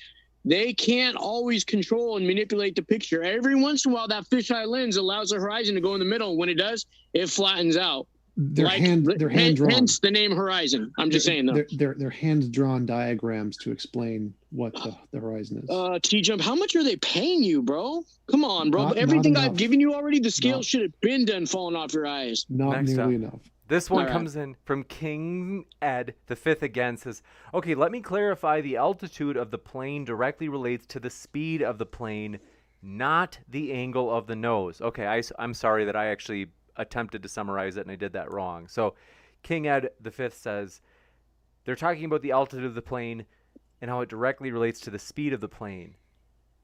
So when they're talking about altitude, would they mean above sea level? And then they said the word plane, which further proves my point. They're flying above a plane, flat surface. Like I said, by their own words, they will be convicted. Stop trying to trip me up. You guys are convicting yourself with your own words because the English language isn't really designed to fit the globe 100% since the globe's a lie. They always have to add more and more lies. It's like a snowball effect, but the truth is like a lion. It doesn't need maintaining because you can't tame a lion's mane. Next question. Next up, Will Stewart comes after you again. As I had said, he's a man on fire. He says Genesis 1:6, and they're quoting it here. They say, and God said, let there be an expanse in the midst of the waters, and let it separate the waters from the waters. And then they said, FlatterDay Saint, please help find the word flat in that passage. You know, even the devil tried to quote the Bible to Yahshua. It ain't going to happen here, bro. Like I said, either the scales haven't fallen off your eyes yet, or you're a page shield trying to trip me up. I think it's the latter. I'm just going to pray to Yah that he opens up your heart, bro. You get a little humility and you get some understanding before your soul goes down to the lake of burning fire where there'll be weeping and gnashing of teeth and the worm never dies. Next question. He has another, he just fired in another response. He says, he says, can I not use a ball as a footstool? Namely, in parentheses, a place to rest my feet. You do know that Satan adds things to Scripture in order to twist God's word, right? Genesis, for example, temptation of Jesus. Are you sure you are not deceived? Well, if you're using a ball as a footstool, your boyfriend might have a cramp if your foot's in between his legs. I'm just saying, though. Next question. Let's see. To press you on this, though, just to be sure you're attempting to address, they basically, it looks like they're kind of giving the same challenge back to you, namely on whether or not you're twisting scripture, especially if people are able to use a ball as a footstool. Yeah. And a ball is like a seal that's stamped unmovable. Right. Tim Pryor says, no, I haven't been to space, but I have a good telescope, and you can track that roadster and see it like I have, just like with the ISS. Oh my, whoa, wow. You've seen the roadster, huh? And it's playing Rocket Man, and it's got a little Hot Wheels toy resting on the dash. Elon says it is not even space tested. It's just a regular roadster. He also said, it's real because it looks so fake. It was fake. We'd have much better CGI, thus indicating that it is fake. They sell half truths. They put truths in there. If it was fake, we'd have much better CGI. I'm just saying, though, words are important. You guys don't seem to understand that, or you're trying to trip me up with your words. You're trying to mix things up. Not going to happen. Gotcha. FlatterDay Saints, baby. Come on. Want to remind you folks out there that we want to be friendly or at least not insult the guests, and that goes for both sides. No matter what issue it is, we always want to ask that you would attack the arguments instead of the person. And then Bubblegum Gun, thanks for your question. This one coming in as well from Magellan, catching up, said, FlatterDay, is it possible to determine it's about to rain by looking at the sky, or do you wait till your feet get wet before employing an umbrella? Funny you asked that, since they've stopped all rainfall in California. It's been a long time since it's rained here. Not to get off the subject or anything. That's a good question. Do the people in Australia also look to the sky upside down and their feet get wet? They're standing upside down. Do I employ an umbrella? I don't carry an umbrella because it doesn't rain in Southern California. The weather modification patents, you can look them up. There's hundreds of them. They stop the rainfall. So it doesn't rain in Southern California or anywhere in California, really, unless it's fake Morgellon rain. I'm just saying, though. I think that as an analogy, because it's probably sunny in California, so I'll paraphrase their objection. No, it's Chemi. It's Chemi in California. I'll paraphrase their objection into a different one. Like, I think they're saying, like, let's say, do you wait until you start to feel the sun on your skin, or do you maybe throw some sunblock in your backpack or your pocket before you even step outside to feel the sun? And I don't use any synthetics on my skin. I don't use deodorant, sunblock whatsoever. I don't even wear shoes. I don't wear an oxygen inhibitor, grounding inhibitors. I don't believe in any of that. I rarely even wear sunglasses unless the chems are really bad in front of the sun, and I believe it's unnatural. I'm trying to get as close to the way my creator made it as possible, going way back to this era. That's just how, call me old fashioned. Gotcha. I think they're trying to object to your, what I think even compared to Tom would be maybe called radical empiricism, namely that you won't even believe in atoms unless you saw them. So is there anything, I'll just kind of ask, I believe in Adam and Eve. I believe she was deceived in the garden. Is there really not anything that you would say you don't actually act on, like the knowledge of or kind of the idea of, without first empirically observing it? I used to be like one of the mini sheeple, and I believed in all kinds of stuff like the Thomas Fire and Sandy Hook and all, Columbine. All right, we're not going to go. The scales fell off my eyes. Why do you believe the stuff in the Bible even though you haven't seen it? It speaks truth. It rings truth to my heart. It ain't nothing can be disproven. I take the Bible as an instruction booklet, though. I don't like the people who are on stage yelling da da da, fire and brimstone, this and that. I don't consider myself a Christian. That's like if your friend got shot, would you consider yourself a bulletson or a gunson? No. To me, wearing a cross is disrespectful. I'm not into all that. I consider myself a born again flat earther, washed in the blood of Yah. My creator, I stand for him in everything I do. John 3:12. If you do not understand earthly things, how can you understand heavenly things? I'm just saying, though. I just want to, just to get us back on track, Bubblegum Gun says, Satan was an angel of God, a tester, not a devil. What do you want me to say that? I'm not exactly sure what they mean, but this next one might He be clear. appears as the angel of light. Magellan says, now you've got the Christians all coming after you. So, Magellan says, Acts 12 through 34, the Lord thy God created the earth as if it was an apple, and the seed line its center. Rejoice in his acts. I think they're saying that, if anything, this looks like a verse that implies that the planet is not flat, because it says that God created the earth as if it was an apple, and the seed line its center.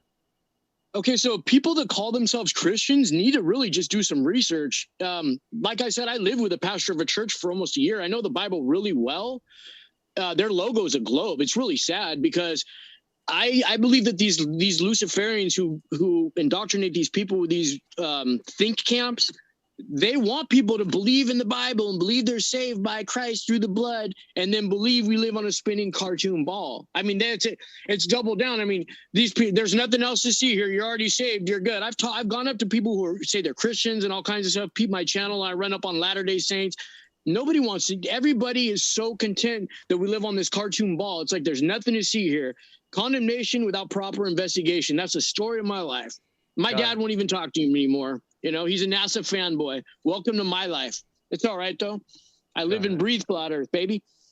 And Will Stewart says, coming after you, he's like a dog with a bone. He says, you are adding flat to Scripture to fit your narrative. Are you not? Unless Scripture says it, you are twisting it. True? Bro, I'm just adding what my God-given senses and what my eyes see to fit reality. Fake. JCAD says, FDS, can you provide a working model for the flat Earth that explains how the sun moves? Equations would be nice. Go to the Google Play Store, download the Flat Earth app. It's a pretty good way to do it. Go to Globebusters. They got a lot of cool diagrams and stuff. Shouts out to Jaron. I think they're asking, to be fair, though, I think they're trying to ask, like, do you have one on hand that you could show or explain? I don't have one on hand that I can show or explain. You guys can, like I gave you a couple examples of things you can do, though.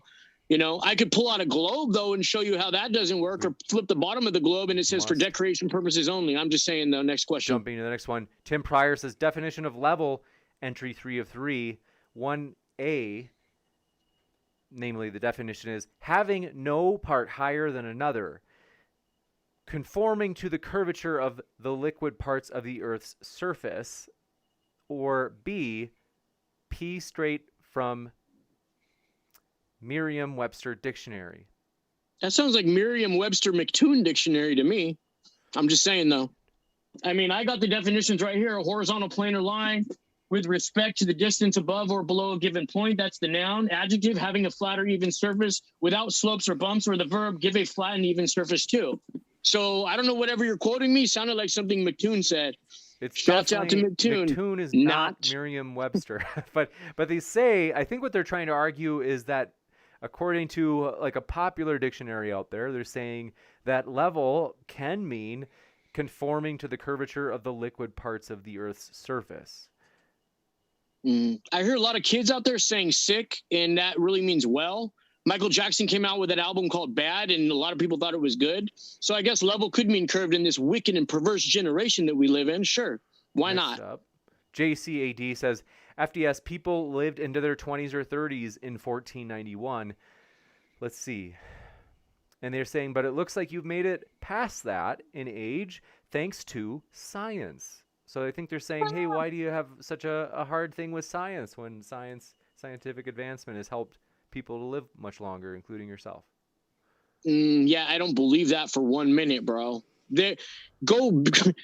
Look, every day you hear of a new crisis, a new problem, the Ebola, mosquitoes, bees. Oh, dude, come on, bro. All the problems that kids have nowadays, Down syndrome, diabetes, all this stuff they keep coming up with new medicines, and this improves it, and stuff just keeps coming worse and worse. Have you looked at the sky lately, bro? Have you looked at these kids? These gangbangers don't even do drive-bys anymore. They're walking around with oxygen inhibitors on their phone. It's a sad state we live in, bro. Open your eyes.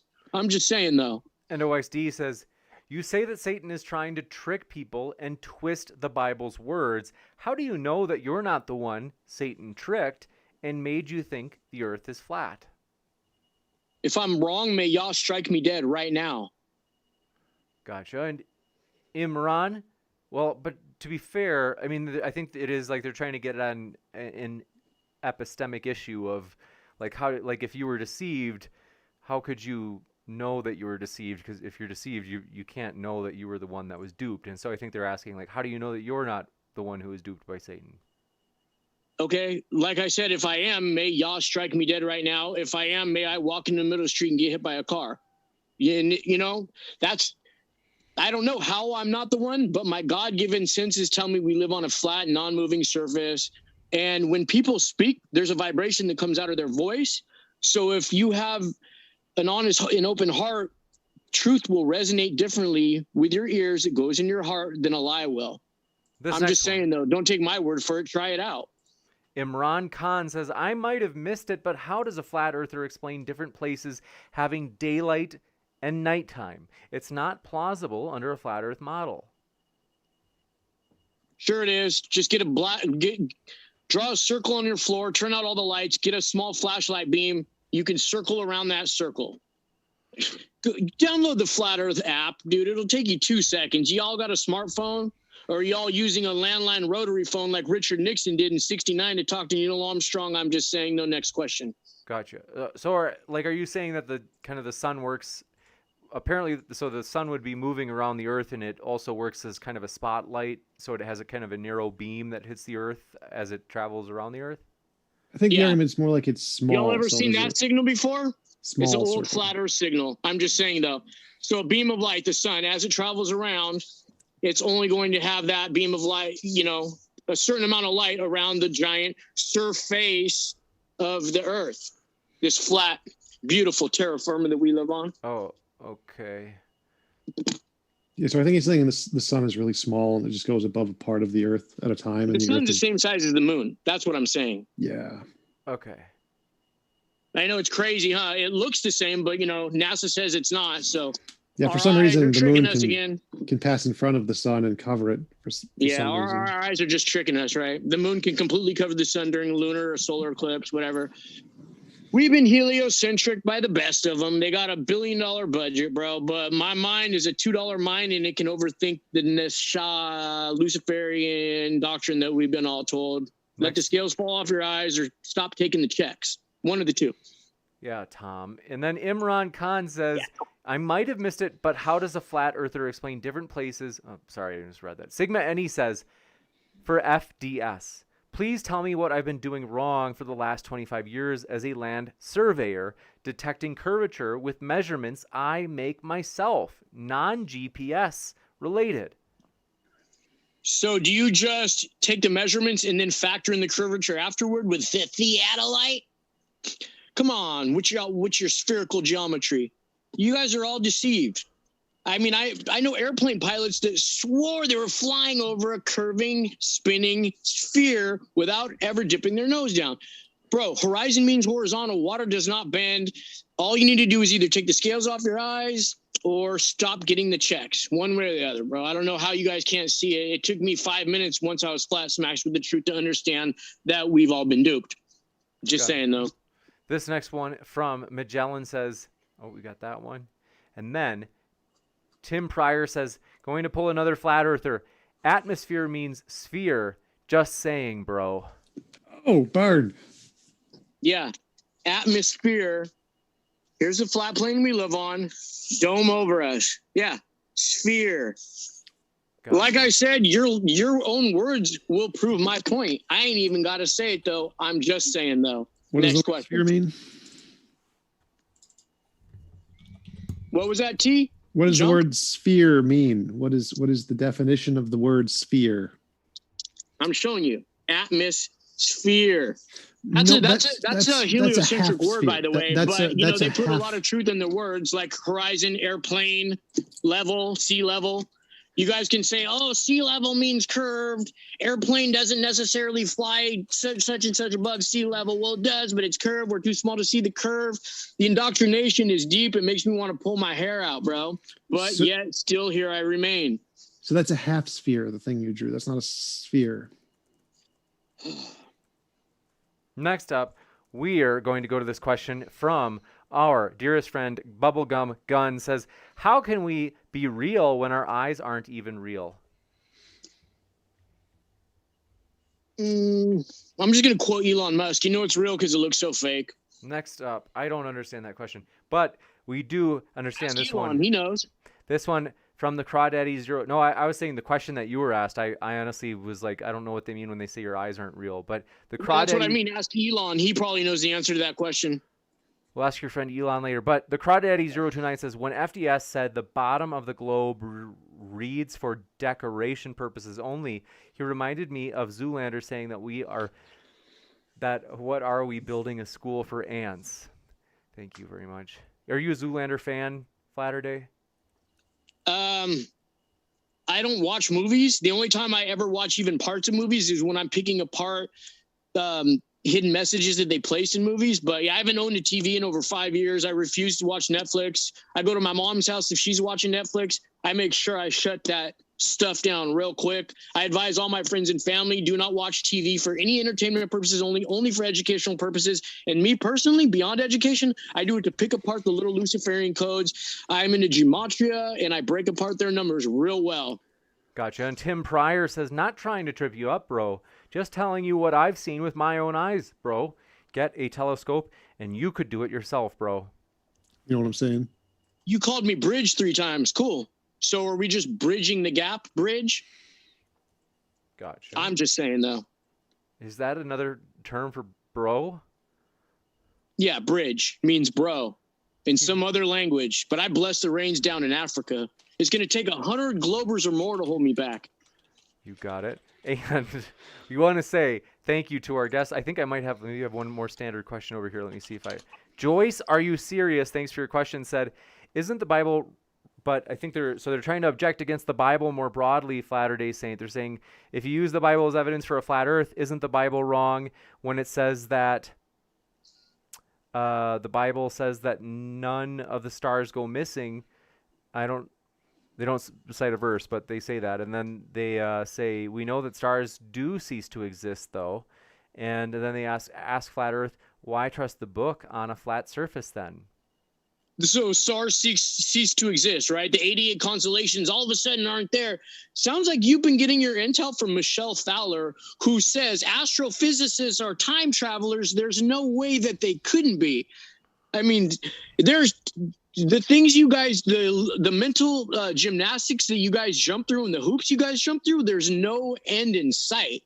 This is hilarious. You guys give me nonstop material for my channel, and you guys make my brain literally roll and laugh in circles on the ground. You guys are so hilarious. Magellan says, TJump, compliments to your super chair. Hope it's soft. And thank you very much for Imran Khan's question. Says, I'll be a flat earther for $4 million. All right. And Tim Pryor says, thank you. He says, the old people in Australia, or upside down flame, do me a favor, point down, then point south. Is it the same direction? No. South is not down. Up as not north. Normally I would have asked. Means good, level means curve, black means white. You're right, south isn't down. If you were on the middle of a pizza and you wanted to point south, you just point in a circular direction around the crust. Everything goes in circles with you guys, but there's still no revolutions. Know what I'm saying? Interesting. And JC93013 says, FDS, what is the biggest hidden message you have seen in movies? Biggest hidden message I saw in a movie? Okay, y'all seen iPad Goat 2? So I cracked that the other day. When the apple rolls on the floor, there's a V and a C painted on the ground in black and white. V is the 22nd letter of the alphabet. C is the 3rd letter of the alphabet. 322 is the dome in the pyramid turned sideways. I'm just saying, though, peep my channel. Within a week, I'm going to do a whole breakdown of the 322 iPad Go. Be Gotcha. there or be square or spherical in your guys' case. I'm just saying, though. Jumping back to the old flat earth, they say, sorry. Tim Pryor says, sorry, that's not supposed to be claim Oh, gosh, sorry, that was my mistake. They said, sorry, that's supposed to be claim, not flame. Stupid talk to text. Hope you're not sending in a super chat while driving. But so their original question with that regarding the, at first, alleged flame.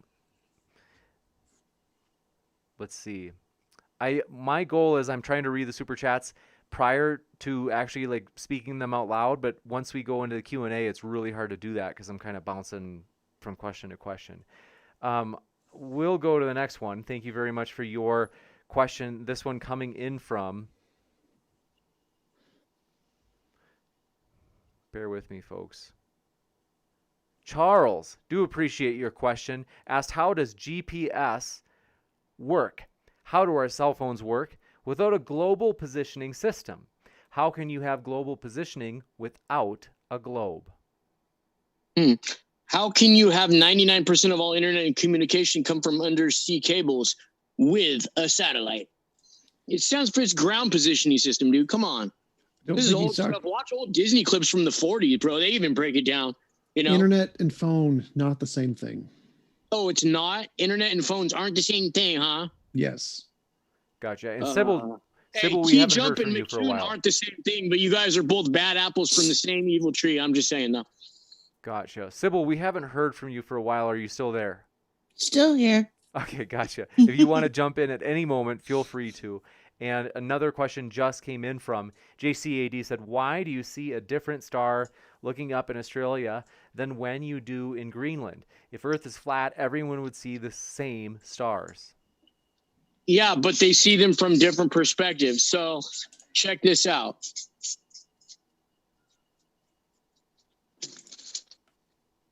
Right?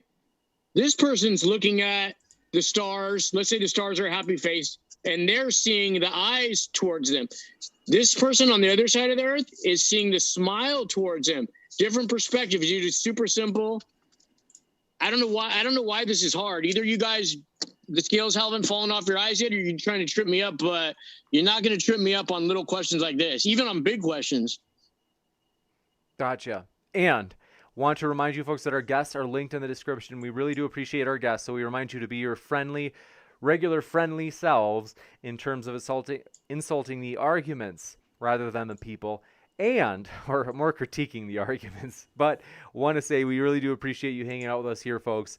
We have a lot of upcoming juicy debates that we want to let you know about that you don't want to miss. For example, at the bottom right of your screen, next week, a debate on whether or not there is evidence for Bigfoot. You don't want to miss it, so hit that subscribe button, as we are really excited for that. And I'll be back to tell you about more upcoming debates with our post-credit scene in just a moment. But first, I want to say thank you so much to our guests, TJump, Sybil, and FlatterDay Saint, as well as Jackie May, who had to leave early. Thank you all for being with us. It's been a true pleasure.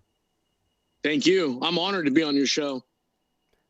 Thank you, all four of you. And so with that, we'll be right back.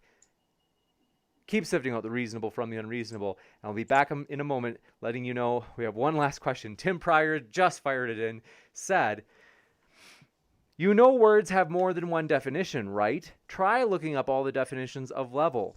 Oh, the one I gave you is the scientific definition, FlatterDay. Stairway to Heaven. You know that sometimes words have two meanings. Well, according to McTune, level means curved. So, I mean, you guys got me. You guys got me. I'm not a flat earther anymore. I renounce my religion. I'm a glober now. Not. Gotcha. And I could have sworn we missed Steven Steen's because I knew Steven Steen asked a question. He said, if the earth is flat, why does Google Maps work on my flat phone? Checkmate, globe heads. Oh, you got me there. You got me there. Google's not a Luciferian organization that totally corrupts the minds of children. Got them all like zombies looking at their phone. You guys go and get your shots. All right. That's all I got to say. Gotcha. Put on your oxygen inhibitors and your grounding inhibitors. We have a similar one. Eat Adam, geo-modified foods. Then the next, you really didn't like that one. Okay, next up, Adam L. Billy is his question for Tom. Tom, if the Earth is a globe, please explain to me how come Superman never adjusts his flight for curvature tides go in and out?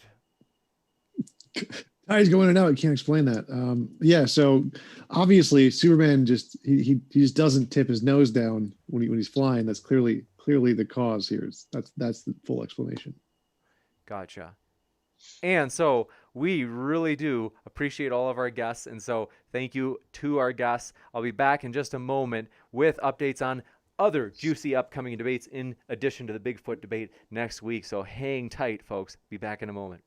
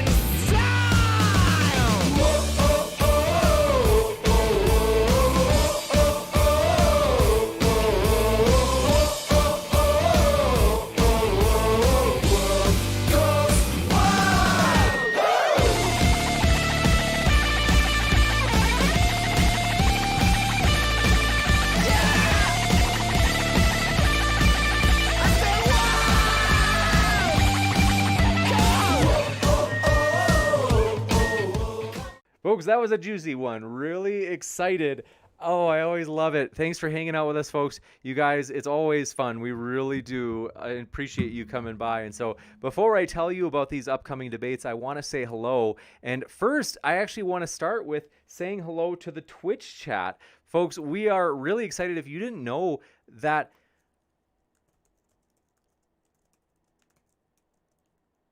we are on Twitch, and I just linked it into the live chat on YouTube. So if you want to check out our Twitch, my dear friends, we are on Twitch and we're excited. If you prefer Twitch, well, hey, I just pinned it at the top of the live chat and you should definitely check it out. And so we are really excited about that. And we are also, like I said, going to say hi to you. And I just like getting to hang out and just kind of connect with you guys. It's nice when it's more personal like that. So it's not just like kind of the show where it's like disconnected, but it's nice to actually connect with people. So Blue Magic, glad to see you, as well as Brooke Sparrow and Lilybug RO. Thanks for being here again. And Safarin, thanks for being here. Blue Magic, good to see you. And Arch Zino, thanks for coming by. Tapatzel, good to see you. Move 37, as well as amazing Tillionaire, thanks for coming by again. We're glad you're here. And Danny 3648, glad you are with us. And am I missing anybody? Let's see. He's moving fast. And we are excited, though, folks, about a lot of stuff. I have got to tell you some cool news that I'm pumped about. But Craig ST, thanks for coming by as well in the old Twitch chat. Glad you are here. And so if you have not heard, at Modern Day Debate, we are a neutral platform hosting debates on science, religion, and politics, folks. And our goal is that everybody would get their fair shot at making their case on a level playing field. And so we are shooting to provide that every single week, as we have several debates a week that are always live streamed. So we like to just do it live, so people are, it's like, you're on air right now, like people are watching you as we're doing this debate. So that makes it fun. And also, folks, glad to say hi to you in the YouTube live chat as well. Pardon my delay. And oh, sorry, Tim Pryor, I'm sorry I missed your question before we went off air, but I saw your super chat. You said, I downloaded the Flat Earth app. Not accurate whatsoever. People have even made videos showing this next question. So we'll have to bring that up to FlatterDay Saint if we have him on again. And I'm sure that would be an interesting one. And so we do appreciate your support. Everybody, thanks for And folks, we want you to know, like, even if you never do a super chat, even if you're never part of our Patreon, if you're just here hanging out, we really appreciate it. For real. The more the merrier. It makes it fun in a couple of ways. One, the more the merrier. It just makes it more lively and fun when we've got different people, but also it makes it kind of it helps this channel remain, you could say, a melting pot of different people and ideas. And that's what we're going for. We really do want everybody to feel welcome. So whether you are flat earth, globe earth, Christian, atheist, Democrat, Republican, you name it, we really do hope you feel welcome. And folks, I want to remind you, we have things in common. Even if you are from totally different views, one thing I find that we all agree on is that we all want people to have a fair shot at making their case on a level playing field, and that is our vision and our goal that we, without a shadow of a doubt, folks, are going to fulfill at Modern Day Debate as we continue to have epic debates. And so, anyway, glad to say hi to you, though. And so, Fish Frog Dolphin, good to see you. And Adam Elbilia, good to see you as well. Dave Langer, thanks coming by. Oh, I was going to mention two things. Oh, I remember what I was going to mention. I'm going to remind me about the Facebook thing. We are at Modern Day Debate. I'm really excited, folks, that I'm going to put it into the chat right now.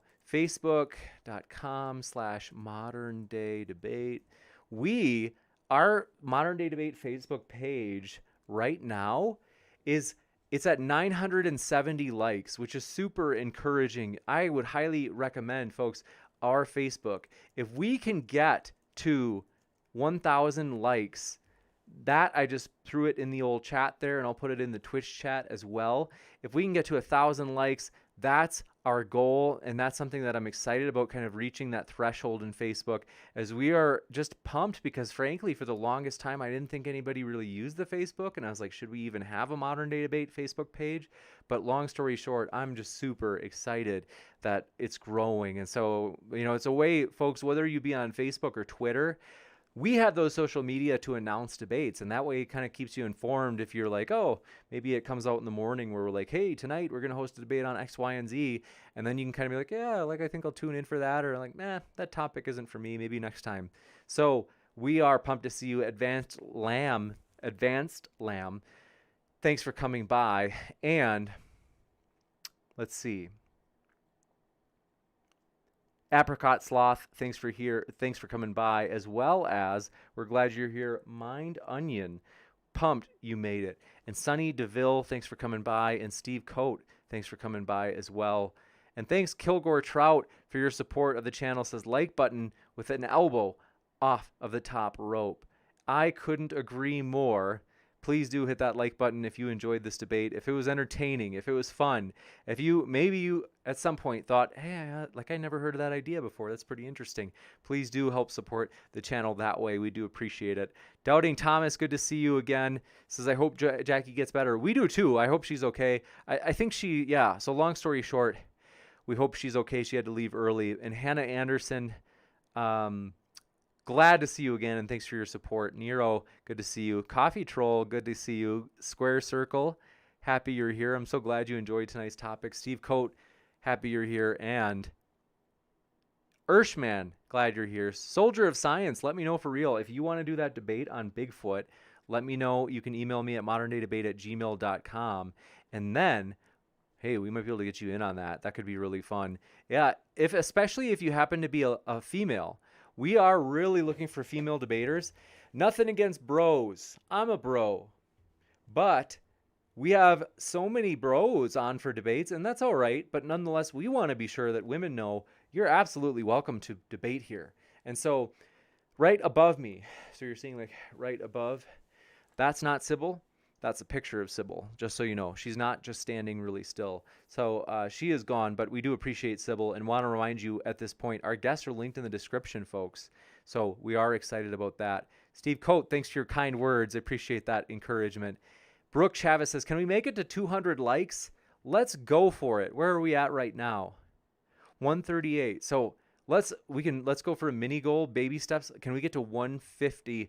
I'm excited, and I think we can, especially as we have 237 people watching right now. I totally think we can get to 150 at the very least. And so thanks for your support, fam. Platium says, hey, me and Let's Farm are working on overhauling the Discord server. In a week or two, I would love if you could have a look at a couple texts to see if it represents the channel correctly. Think of an abstract about MDD section, FAQ, how to contact you, and the other links to the show. Thanks for that's a great idea, Platium, and thank you for doing the work you do. Seriously, I really do appreciate it. And so, thank you. I'm happy to check it out and connect on that. And then also, Dave Langer, thank you, said you should also do Instagram to announce debates. We might move on to Instagram. I've thought about it. And so, yes, we are pumped about the future, though. Thank you guys so much for all of your support. Want to let you know about some of the upcoming debates. And Mind Onion, good to see you as well. Thanks for coming by. Trying to see if is there anybody that I missed. Will Stewart, good to see you. King Crew, thanks for all your support of the channel. Seriously, it means a lot. And I got to let you know, folks, just by hanging out here, just by watching debates here, like, you've helped the channel already, because it really does. Like, it does help in more than one way. One is that we already said the more the merrier, and we like having a diverse community. But also, whether you like, maybe you don't like it, maybe if you're hate watching, because I mean, we've got a small percent of hate watchers out there, and we love them. We always welcome them. But want to let you know that even if you're hate watching, that actually does help the YouTube algorithm, because YouTube like sees like, oh, look, this person is watching this debate. We'll recommend it to other people that are watching or that have similar interests as, you know, Ralph or whoever it is that's watching the debate. So you really are, just by being here, it does help the channel. We appreciate you. And so, well, let's see. My Onion says, hi, James. Thanks for that. Hello. I appreciate it. Germ says, here's another vote for an Instagram. Thanks for that. I'll think about it for real. I'm open to it. I've got a personal Instagram. That's probably what I would convert into the Modern Day Debate one, because I don't really use mine, and I'm just kind of like, I don't know. It's also got a small like following already. Sometimes like people from Modern Day Debate have found it, and I think that's where a good amount have come from already. So maybe we will just kind of convert it. I'll see if I can do that. Can you change your name on Instagram? I don't know. But Tim Pryor, thanks for your super chat, said, good, you agree South is not down. So why would you think people in Australia would be upside down? Oh, I wonder if, thanks for your super chat, Tim. It might be that Tim is watching the debate.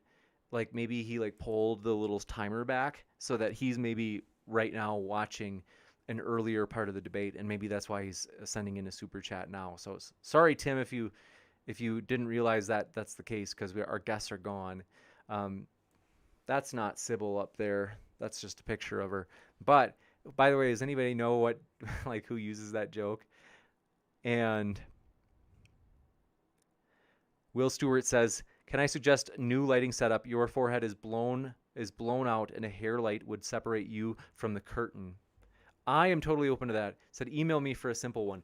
Actually, I might actually go over tonight. Tonight, basically, I'm really like super encouraged. A super supportive viewer of Modern Day Debate reached out to me, and he was like, hey, can I like buy you a lamp for like watching, or for like what's the word I'm looking for?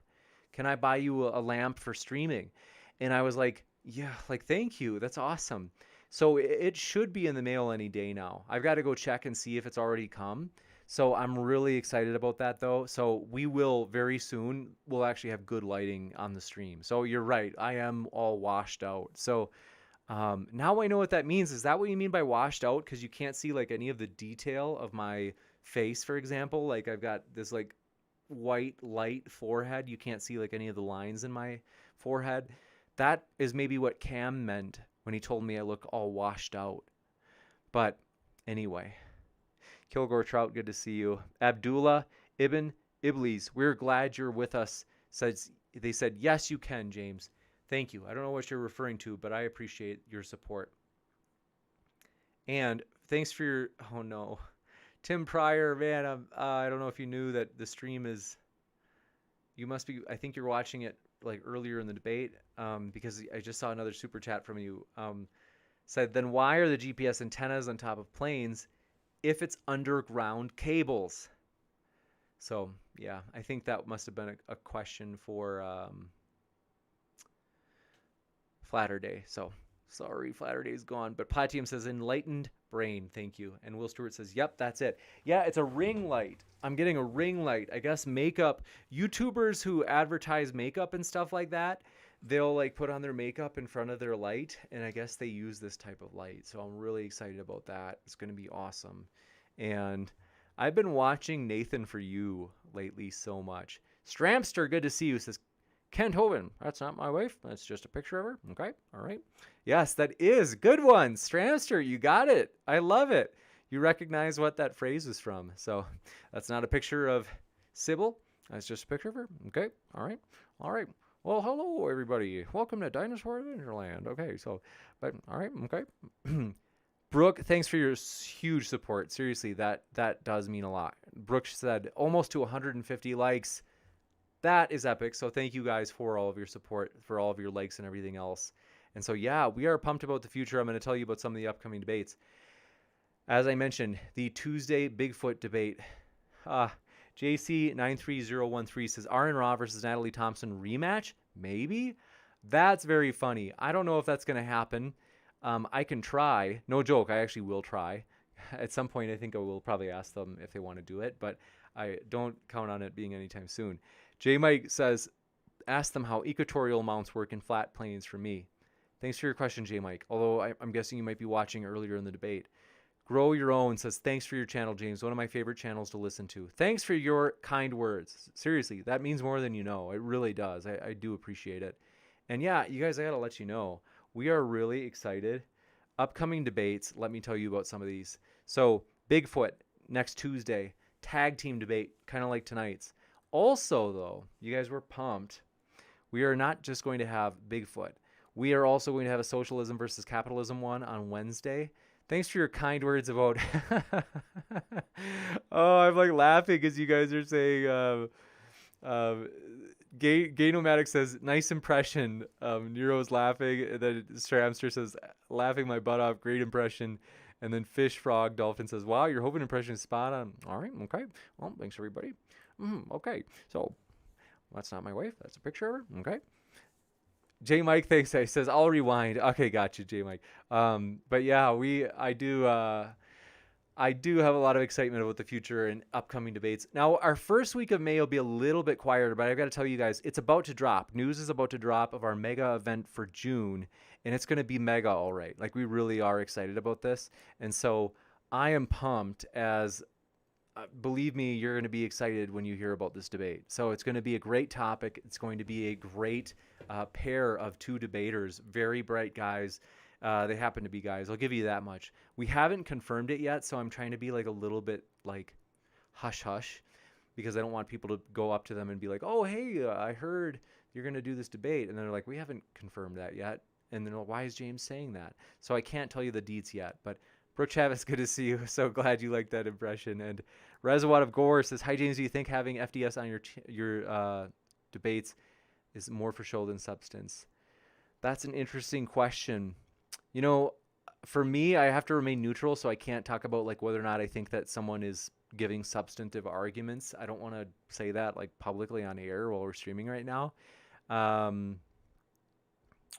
So I don't know. It's like for me to be a neutral channel, it's like I don't really want to take a stance in the sense of saying somebody doesn't have substance. So Big Screen Bird says, what about a gun control debate? I'd be down for that. We might actually have that. So please do stay tuned. We're excited about that possibility. J Mike says, much love, James. Grateful for everything you do. Thank you for your kind words, J Mike. Seriously, I do appreciate your positivity. That means a lot. And so Gay Nomadic said, Matt Delundy versus Kent Hovind. No. By the way, I've asked like a year ago, I asked Kent Hovind, or I asked Matt, and Matt's like, I'm really not interested. So I don't think that's going to happen. But yes, thank you guys for your likes. 150 likes. That's encouraging. So thank you all for your support. Mark Reed says, I agree with Big Screen. A gun control debate would be good. Yeah, no joke. I've got a pair who I'm like ready to set them up. It depends on whether or not, long story short. So there are like all these, like, it's almost like a decision tree, or like almost like a little logic tree is, if Destiny says no to my next request regarding the topic that I'm going to ask him, then you'll get the, If he says yes, it'll take a little bit longer for the gun control debate, and it'll be probably in late May. If he says no, then it'd probably be a little bit earlier, so probably like early May. So that's like the short answer. But yeah, so I am working on it. And Mark Reed says, I agree with Big Screen Bird. That topic would be great. I'm so glad to hear that. That it would be a fun topic, and we've only done it sparingly, so I think it would be a good one. Platium. I can tell you this. The Platium, thanks for asking. The topic for the big Kickstarter event. So I don't know if you guys know this. Do you guys remember? Let me know if anybody remembers it, because a lot of you are probably new. You may be subscribed in the last couple of months. But our like last time we had that Kickstarter event, and so we plan on doing that again. And this one we're probably going to have it be a public event though. So, but yeah, basically it would be whether or not there's good evidence for God. So that will be cool. Kilgore Trout says, I first came to this channel because of MD, so I hope you will be back. Hey, you might be pleasantly surprised. No promises yet, but I'm telling you, I'm optimistic. Big Screen Bird says, well, put my name in the chat for that one, please. My name in the hat. Gotcha, Big Screen Bird. Thanks for letting me know that. If you shoot me an email at moderndaydebate@gmail.com, that helps me just to know in terms of remembering that you'd want that. Catherine Massot, am I pronouncing it right? Thanks for coming by. We're really glad that you were here, Catherine. So thanks for hanging out with us. First time, is this the first time I've seen you in the live chat before? Well, in either case, we're glad you're here. And so let me jump back over to the old Twitch chat. Sorry, Twitch. I know I'm like slow to respond sometimes, but I am also thankful for you guys hanging out here. Blue Magic says, any chance on getting William and Craig on the show for God debates? I wish. I don't know. I think it's tough to get them to do God debates now. Frankly, I'm not trying to be, I don't want to even speculate. All I know is that William Lane Craig doesn't do nearly as many debates as he used to. And so that is why I've reached out more than once and haven't gotten a yes. Rad Goat, thanks for being with us. I see you there in the old Twitch chat. Cool Olds, thank you for being with us as well in the old Twitch chat. We appreciate you hanging out here. And Scotty C3845, thanks for coming by. Appreciate you hanging out with us at the old Twitch chat. And let's see here. Tapazzo, good to see you. Those emotes, I love them. Absolutely. Seriously, they rock. And so feel free to say hi, by the way, if you're in the Twitch chat. Like I like getting to say hello to you and share with you between sharing what upcoming debates there are. Blue Magic says, Modern Day Debate and I agree with the other chat. Gun control debate would be amazing. That would be epic. Seriously. I'm open to it. And I'm actually, like, no joke, it's like in the making. So Big Screen Bird said, let's see, Brooke Chavez says, have you watched Letterkenny? I've never watched it. I don't know what that is. Sigma Annie says, thanks, James. Sorry for yet another round of trollish super chats. You are the master. That's funny. You do have a lot of trollish super chats. Yeah. And Mark Reed said, yeah, that's true, James. I think he may have semi-retired. Yeah, I kind of think he did, unofficially. I think that he might come back for special things, but I don't know. I think he's more open to like conversations, the old formal debate. I don't know if he's up for that kind of structure anymore. But Mind Onion said you should set up competition between YouTube chat and Twitch chat, make some kind of scoring system, maybe related to super chat questions. That's an interesting idea. And we are trying to figure out, like, oh, someone asked, Tapatzel, maybe you can help us. Someone asked, is there like an equivalent to, in Twitch, is there some sort of equivalent to like doing a super chat? I think Brooke, this morning we had a Patreon meeting and Brooke said there's something called tipping. I don't know how it works. I'm totally new to Twitch, so I haven't tried to set anything like that up. But I don't know. I've got to talk to Tapatzel about that. So Platium says, I'd love more philosophical debates too. That would be fun. I am open to that. And I actually, like, you could say, leaning toward that. So I'm cool with that idea. Tapatzel says, yes, it's Streamlabs. Oh, that's how people are tipping through Twitch. Okay. Blue Magic says, this is a debate channel, but there isn't a current debate. Bad means good and black means white now. Just saying, though. That's funny. Blue Magic says, and I agree with the other. Oh, gotcha. Thanks for that. And let's see. We would love to have Dr. Richard Wolf on again. We really enjoyed getting to host him and Dr. Friedman. That was like one of our most epic debates. So That would be cool. I saw that being discussed in the old Twitch chat. And so, yeah, thank you for hanging out with us, though, in the Twitch chat. I'm so excited that it's been useful. Like, people are, because when I started, and I'm still learning about Twitch, so I'm kind of like, cool. Like, I'm glad that it's like people enjoy watching from Twitch. That's cool. And Sigma Henny, let's see. Big Screen Bird said I just sent an email. But yeah, Gregory, thanks for coming by. I see you there in the old YouTube chat as well. Sunday Star Warship says, has there ever been a debate about reparations on modern day debate? I know it has come up in debates, but don't remember if it has ever the topic. We haven't yet, though I'm open to it. That'd be cool. Will Stewart says, there are lots of software options to combine all chat into one place. I didn't know that. That would actually be cool. I'm open to that. That'd be neat. Mark Reed says, I think James is CGI. No one is really that. That's funny. You're funny, Mark. But yeah, we are excited about the future, you guys. I can't emphasize that enough. Next month, the first week of May, I got to let you know, it'll be a little bit more quiet. So I think we'll only have like one debate in that first week of May. I got to open this up. I'm opening the calendar right now. And then we'll see. I can let you know what to expect in terms of upcoming debates. So sharing with you the upcoming debates in May. Wow. Okay, so Friday the 30th, we're supposed to get Wotan and McToon, or that's right, MC Toon. So that should be a fun one. Wotan returns on Friday, April 30th. Then on Saturday, May 1st, this will be fun. Reasons to Doubt and RJ are taking on Otangelo and his friend, I think it's Jeff Williams, on whether or not Noah's Ark has already been found. So that should be a juicy one. Then, ooh, this is a cool one. May 4th, my sister's birthday, by the way. John Loftus and Randall Rouser are set to debate biblical violence. So that should be a juicy and fun one. First time we'll have John Loftus on. That'll be exciting. I've seen a lot of John Loftus debates since probably the first one I had seen was back in like 2000 and, it was probably even before 2014. I would say probably back in as early as 2010 maybe. He, by the way, yeah, like, so we're pumped about that.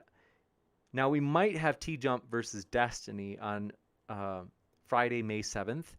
That depends on if Destiny says yes. So that was the one that I was referring to. If Destiny says yes, so that's not confirmed. So just so you know, want to let you know that it's like, oh, we hope to have that, but we're not sure. So we are excited, though, about the future and want to say thank you, everybody, for all of your support. And right now we're at 45,599 subscribers. So if you want to, it's like watching the odometer, like right before it turns. So really exciting that we're close to 45,600 subscribers, which is encouraging. Thank you so much, folks, just for your support of this channel. You guys make it fun, for real. You make it fun. You guys make it where it's just a blast to be here. And thanks for making it fun in the live chat as well. And it's lively. And so we do appreciate you more than you know. And so thank you, everybody, for that. And with that, amazing. Thank you guys for all of your support. And it is a true pleasure, you guys. It's seriously, it's a blast. Sideshow Nav, good to see you, says, thanks for yet another entertaining Saturday night debate. Thank you. Appreciate that. I'm glad you enjoyed it. And Palladium says, I'm going to add chat relays from Twitch and YouTube to Discord as well. Oh, cool. I got to learn about what that means, but thank you for letting me know that. And Will, yeah, I'll look up that idea of how to combine chat. It says, StreamYard allows you to stream on YouTube, Twitch, and Facebook at the same time. Combines the chat, and you can still use OBS as the main cam source for the stream. Oh, I didn't know that. Huh. I'll have to look into that. Do you know if... Okay, that's cool. Wait a minute. You said StreamYard. Okay, StreamYard, not Stream Labs. So thank you so much for all of your support, folks. We really do appreciate it. It is exciting, and we are pumped about the future. Want to let you have a great rest of your night. And we will be back. I think it's scheduled for Tuesday for that epic Bigfoot debate. And so we love you guys. We appreciate you. Thank you for everything. And we are excited about where the channel is going. So thanks, everybody. Keep sifting out the reasonable from the unreasonable.